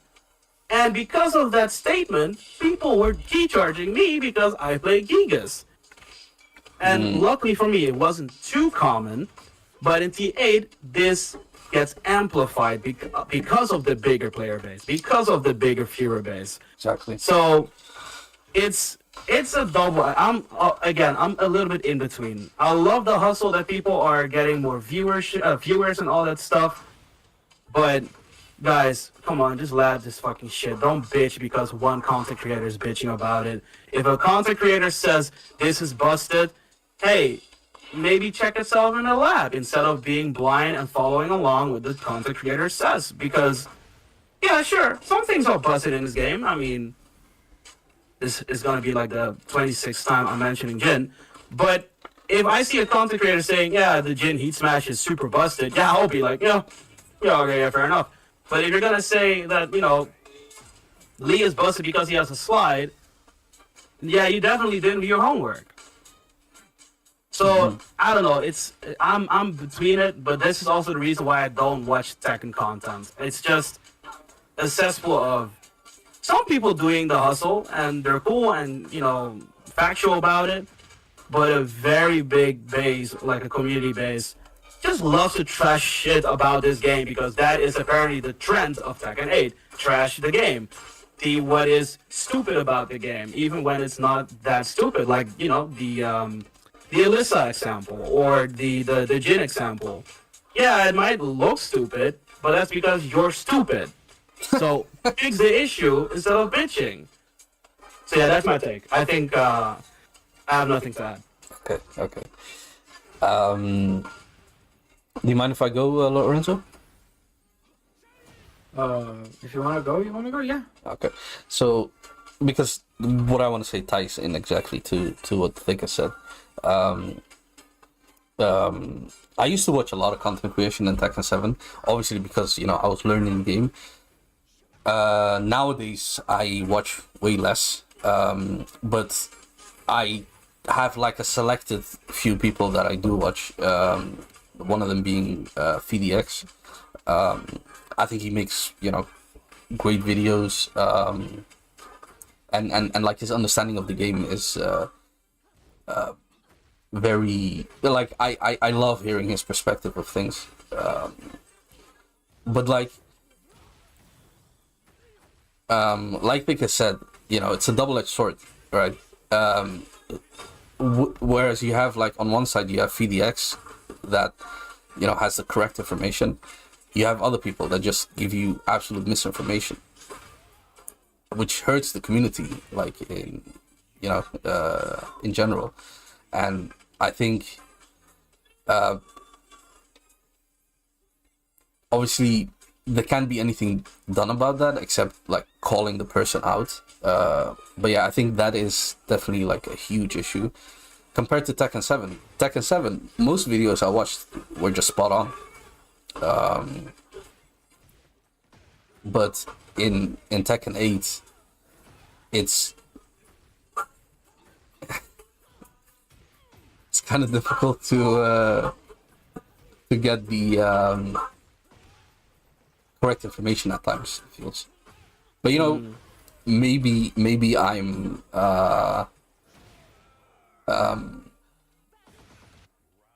maybe I've seen it a bit too much or something. Maybe it's not that rampant. I don't know. But that's like my view of it. To add to this, a little bit to add, because I do have one example of a Tekken 7 guide that legit was such a joke. I made a video about it. There was definitely a lot of misinformation about T7 as well. But the thing is, there were less content creators starting up a Tekken channel because, again, the player base got bigger. So you may or may not have like 1 to 2 guides that were kind of misinformative. I mean, someone legit said, if you're playing Genghis, just jab and command grab, Moscow, the back two, down back two, the unga bunga, right? That was like one of the only guys that was just completely bullshit. But if you have a bigger player base, a lot of people might want to, get that grind for the content. But who says that they are a solidified player to share the content, right? Some people think they are hot shit, so they think, yeah, I have the right to make content about video games or Tekken. And that's where you're wrong, because no, you're not. You should probably do your homework first instead of thinking that you're good. Mm-hmm. All right. Yep, that's fair. Well, when it comes to content creation, I guess. Okay, first of all, how filtered can I be? I mean, can I get you into trouble? No, absolutely not. Oh, No, then first of all, planting a bomb on 2P. Alright, you sure, Tupi? Yeah, go for it. Okay, fuck you, main man. You can suck. Okay. That feels. Can you say it one more time for me, bro? I was trying to be so censored. No, fuck you, main man. Literally, I'll say it for you because you went like you were trying to be nice. No, fuck you, main man. Literally. Okay. Fuck you. Let's. Okay, you got it out of your system. You got it out of your system. Okay. Alright. Now, for real. It's about the toxic behavior that several content creators are engaging with. Now, what I mean by toxic, it's not like, oh, this guy is a piece of shit, this guy is a fraud, this guy is whatever. This is actually, it doesn't affect anybody. What I mean by toxic is, what does X rank mean to you? What does the viewer base think if you play a certain character? Or, let me help you improve in Tekken 8, parentheses, I'm a Tekken King. That type of content creation. Now, I don't want to say that you have to be like Harvard approved Tekken player to make content. No. But the fact is, a lot of content creators wanna do videos on subjects they are not qualified to do, and that is really toxic for the community. And yes, as you said before, a lot of content creators have big follow-ups, Hmm. you know, viewerships, whatever.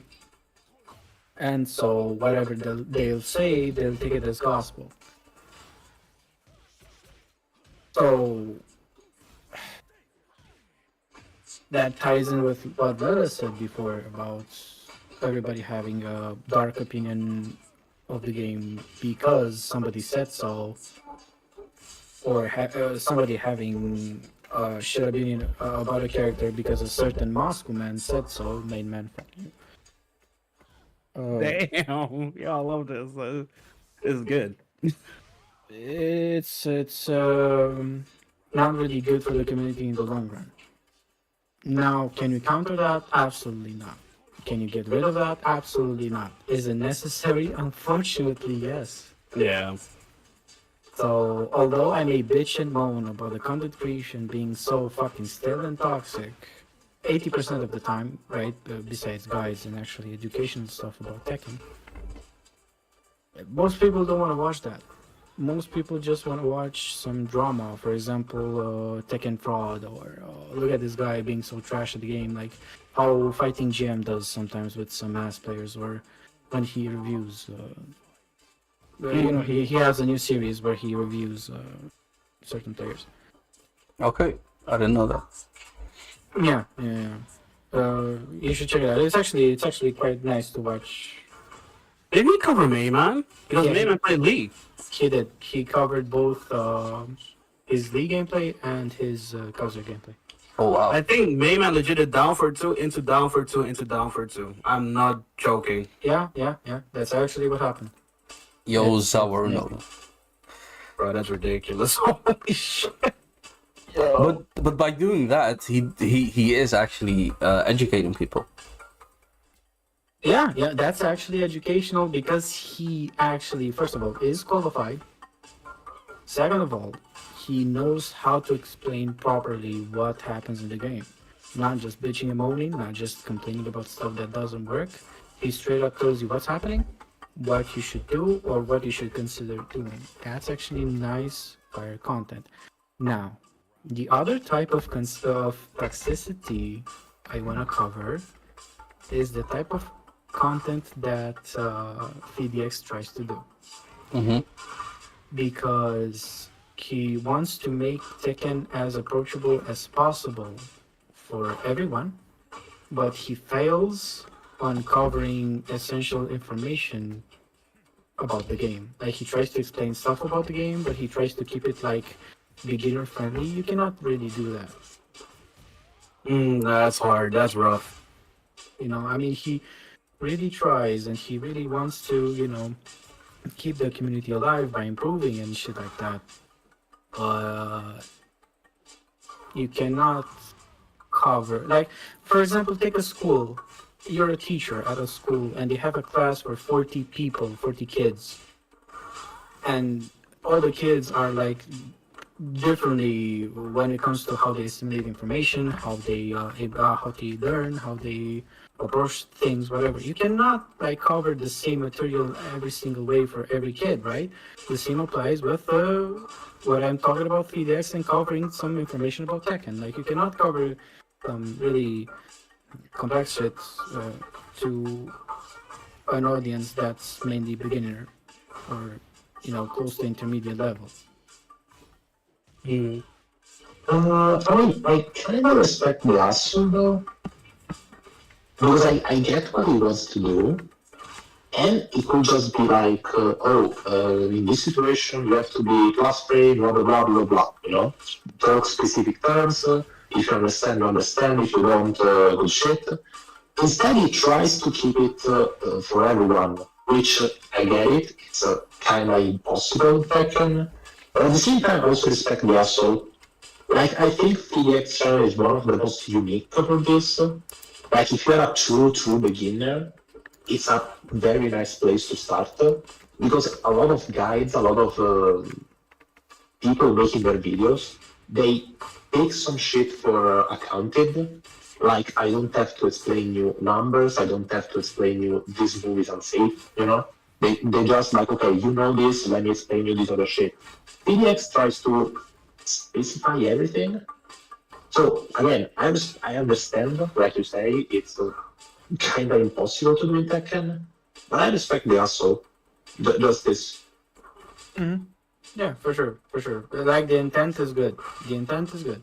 Yeah, the intent is very good. Then, if it's doable in a game like Tekken, yeah, I agree that it's hard. You can't keep it beginner friendly about I don't know, Korean backdashing, stepping, and everything. You know, we are not into beginner levels anymore. You either step up or don't do these things. Yeah, I specifically mentioned VDX earlier, because I thought he like he's one of the few content creators that tries, like Renzo said, you know, he tries to take everyone to the next level, right? It doesn't matter what level you're at, and I haven't been following him like his content as much as I did at the beginning, but like especially at the beginning, he was doing like the very first video or like few videos he covered like the very basic stuff, and then like he moved on to like plus frame stuff like that. Like it felt like almost like a recurring class watching his videos. And I like that aspect. You know, I personally didn't need it because, you know, I've been through that in Tekken 7. But still, like, some of the things he mentioned, I was like, oh yeah, you know, that's a good refresher, you know? So... Yeah, that's the thing. It is not appealing to us, and with us, I mean people that already know their Tekken base. He's appealing to the guy that bought the game yesterday, never played Tekken in his life, and he's doing up Tekken for the first time. You know? Exactly. That's why watching his videos, it's kind of weird because a lot of time, if you try to watch some of his guides, I mean, from a us perspective, you are kind of like, okay, man, I know this, go on. Okay, man, I know this, go on. You know, but you have to think it's not made for our level. You know, it's supposed to be for starters. Yeah, but even still, like again at the beginning videos, like the very first few videos that I watched of his, I was still listening with intent because his way of explaining is just so good, and It is good. it's very like simplified, and the thing is as well, like Tekken 8 is a new game, so me personally, I had a lot of difficulty with implementing the stuff that I knew in Tekken 7 into Tekken 8. So, like even that aspect helped me a lot when watching his videos. So yeah, personally, me like huge shout out to VDX. But it's a difficult task, man. Doing that all of that on your own. And now he's coaching Maximilian. Like he's also coached like other people, and like you could see the improvement, right? Now I don't know, like I haven't been following his coaching with Maximilian at all, but like there was one other person. Even this guy's Toast.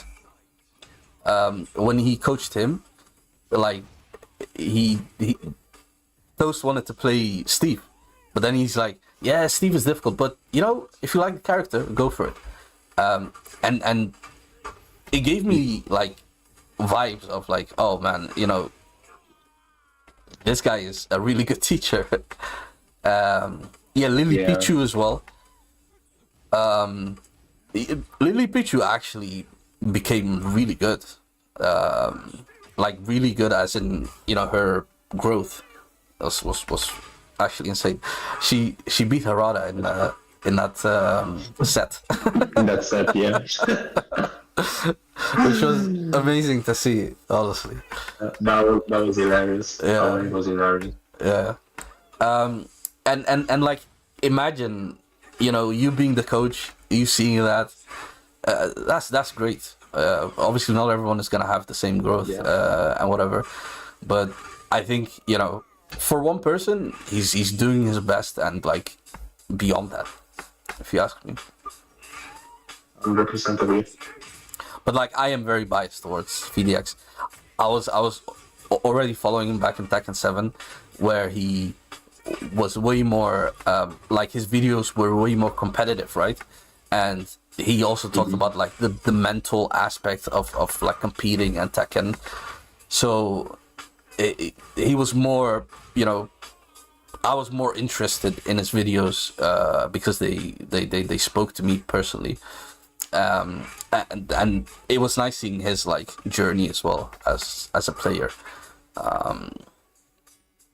So yeah, that's my, like, I guess bias when it comes to VDX. Yeah, I think since communication era. Yeah. All right. Lorenzo, I don't think we had you, or I don't think so, right? What? You I think we let everyone, man. I think, Okay, man. My bad. He just said fuck Mayman, so Oh yeah. The entire best intro of the entire podcast. You want me to say it again? I'll say it again. that entire no, it's cool. Okay, no, fair enough. I think with that, I think we're gonna stop here, or like, you know, cut it off here. It's been a very long stream. You guys have been talking nonstop, and I thank you so much for that. This has been a blast, honestly. This is the first time me and Yokozuna have done this type of setup for the podcast, and I think, I mean, I personally liked it. I don't know about you guys. bro, this shit was good. Like, it was really fun. absolutely. It is also really fun to just, you know, we're finally in a group with really cool people and hearing different opinions about, you know, something we do really like. Like, Yeah, it's we all love just Tekken. really fun. Yeah, we all love Tekken, right? At the end of the Yeah, day. absolutely. And we just listen. Like, I know it's all jokes and me being, hey, no Tekken, nice, good shit. But obviously, I want the best for the game, right? So it is always very refreshing to hear other people caring about a game like Tekken, and, you know, sharing good ideas and the mindset behind it. So, you know, especially if you compare this to your, you know, your typical conversation, if we are talking about Tekken 8, where it's always like, it sucks, it's stupid, right? It's super refreshing to finally hear people being like more down to earth and, yeah, just less driven by rage, salt, and stupidity. Okay. Yeah. No, fair enough. I think we're all, as you said, you know, we love Tekken. The fact that we're so vocal about it just shows how much we love it, right? Care about it, yeah. Otherwise, you know, we wouldn't talk about it. We wouldn't care. We would like change game and that's it. Yeah. 4.5 hours. Yeah, we kind of care. Yeah, you cannot say like we don't care if we are talking about one singular game for 4.5 hours. Yeah, that's kind of wild. Yeah. I mean, I do appreciate you guys being here for so long, and 100%. I enjoyed it. I think Chad also enjoyed it because, you know, they were very engaging. Actually, way were more good than questions. normal. Huh? There were some really good questions in the Yeah. chat. So shout out to the chat. Absolutely. They were very engaging, and I love to see that. Before we head out, obviously, you know, you guys, you know, stream. You guys have YouTube channels. Bro, don't even mention give me a- on my YouTube, bro, please. No, no. no. Please, what are you doing? Listen, man, you Okay, my homie, I love okay. you, you my G, but listen, man. No. Okay. It's all good. I have no Twitch channel, I have no YouTube channel. I'm No, just no, a no. random He's- ass guy. I love Marvel. It's he's- Marvel, baby. That's my Listen. Don't listen to him. Actually, just give a quick shout out. Let's start with Lorenzo. Give a quick shout out about yourself. Alright, I have two things to shout out about. First of all, my group CPDF. Shout out to my guys.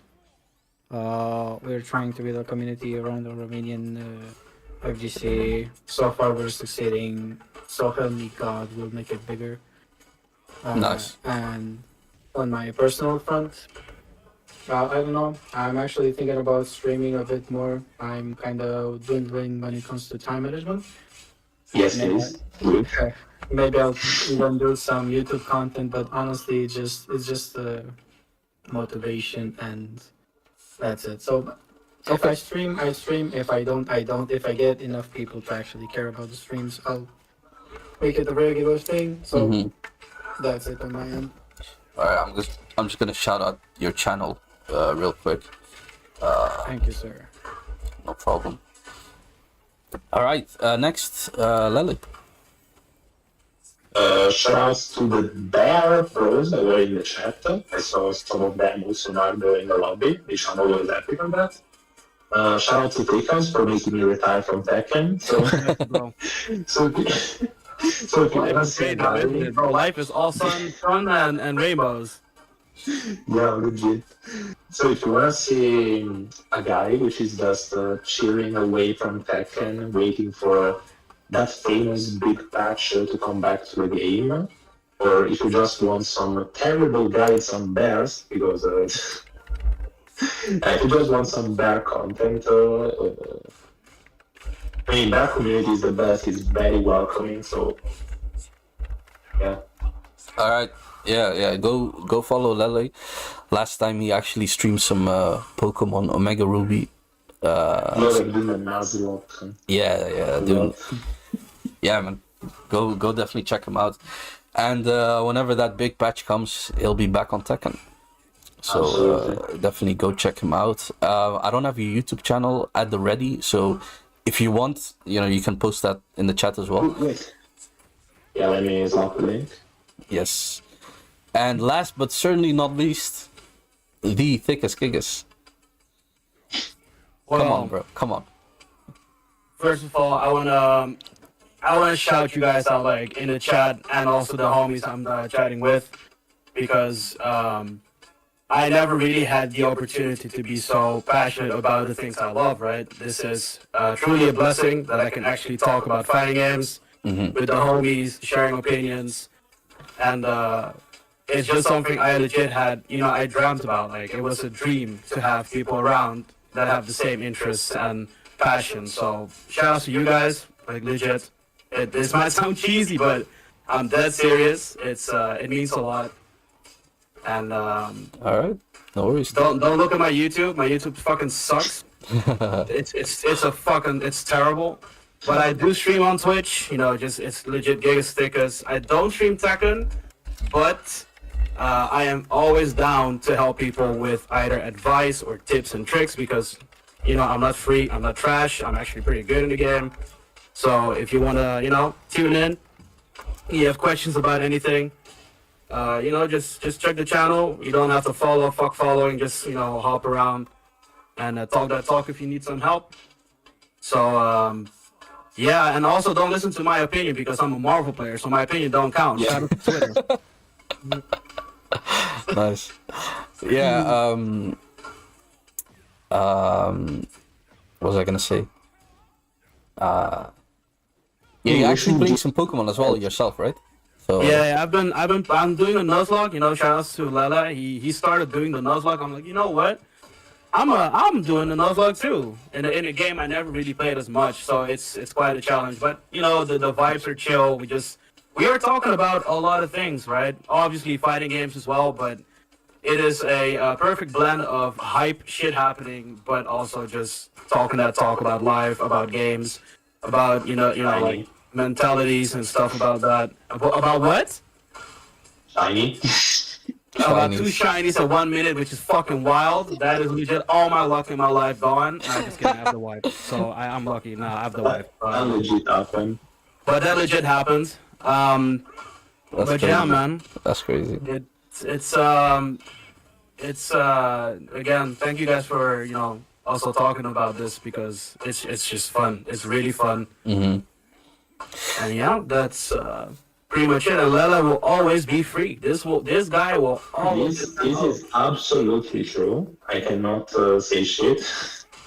This man wanted to do a grudge match versus my 1 week Double-Jin versus his 8-month Kuma, and he got 10-3'd.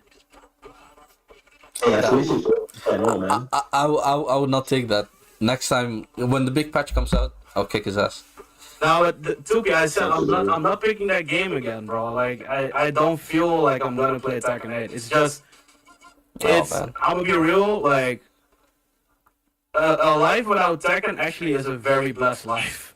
So it's probably just also better for me to not pick that game. Like it might be unfortunate, that I'm actually just throwing in the towel, but. The wife is also like interested in Pokemon TCG, and that's something I really like as well. So I have much more fun things to do in life. Like I cannot really afford shit like Tekken stress in my life. I have plenty of other things to deal with. So Fair enough. yeah, That is very fair. Yo, Zawaruno, thank you for the follow. And yeah, I'm glad you like the talk. Definitely enjoyed it myself. Shout out to you guys. Shout out to you, Toby. Absolutely shout out to you, for Toby, doing for- this game. Exactly. Absolutely. Don't forget Yokozuna. We do this together. Also, Yozuna, yeah, absolutely. Me and Yokozuna, shout out to you both. It's actually funny. I think Thickest remembers. I've been toying with the idea of a podcast for so long. Like I think I mentioned twice to him or 3 times. So like, Yep. hey, I want to do a podcast. But I just never like got it off the ground. So I'm glad I finally took the step. And shout out to Yokozuna for helping me out in that regard. And Nah, dude, your podcasts are legit really fucking fire. They're really cool. I appreciate it, man. I appreciate it. I honestly just enjoy sitting here talking to people. You know what I'm saying? I don't know. Same. Yeah. It's fun.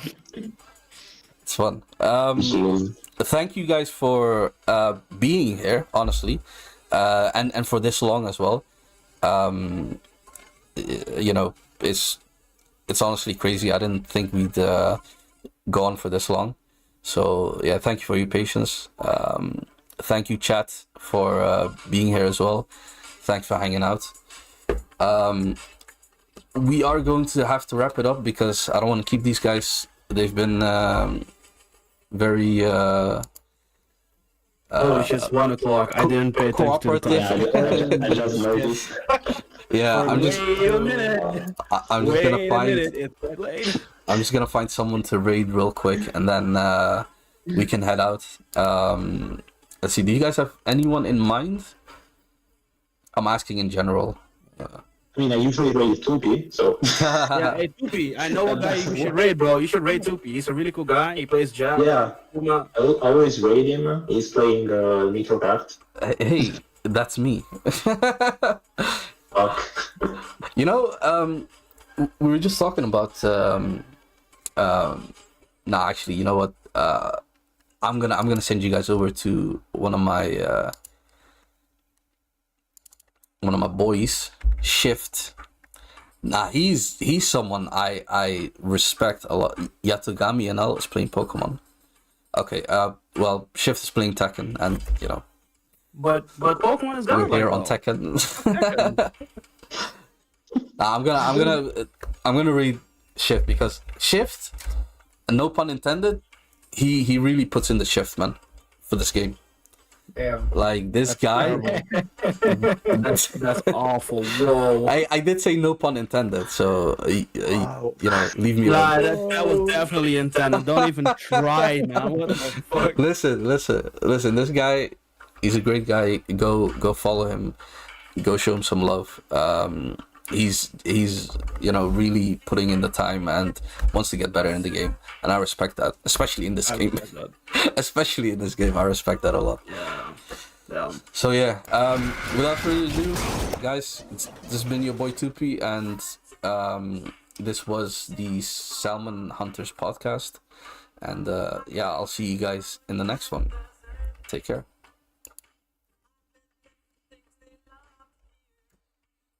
Bro, Tekken fucking sucks. Wait. Brother, my mind is cooked. Brother. Okay. Holy shit. Okay, stream is off.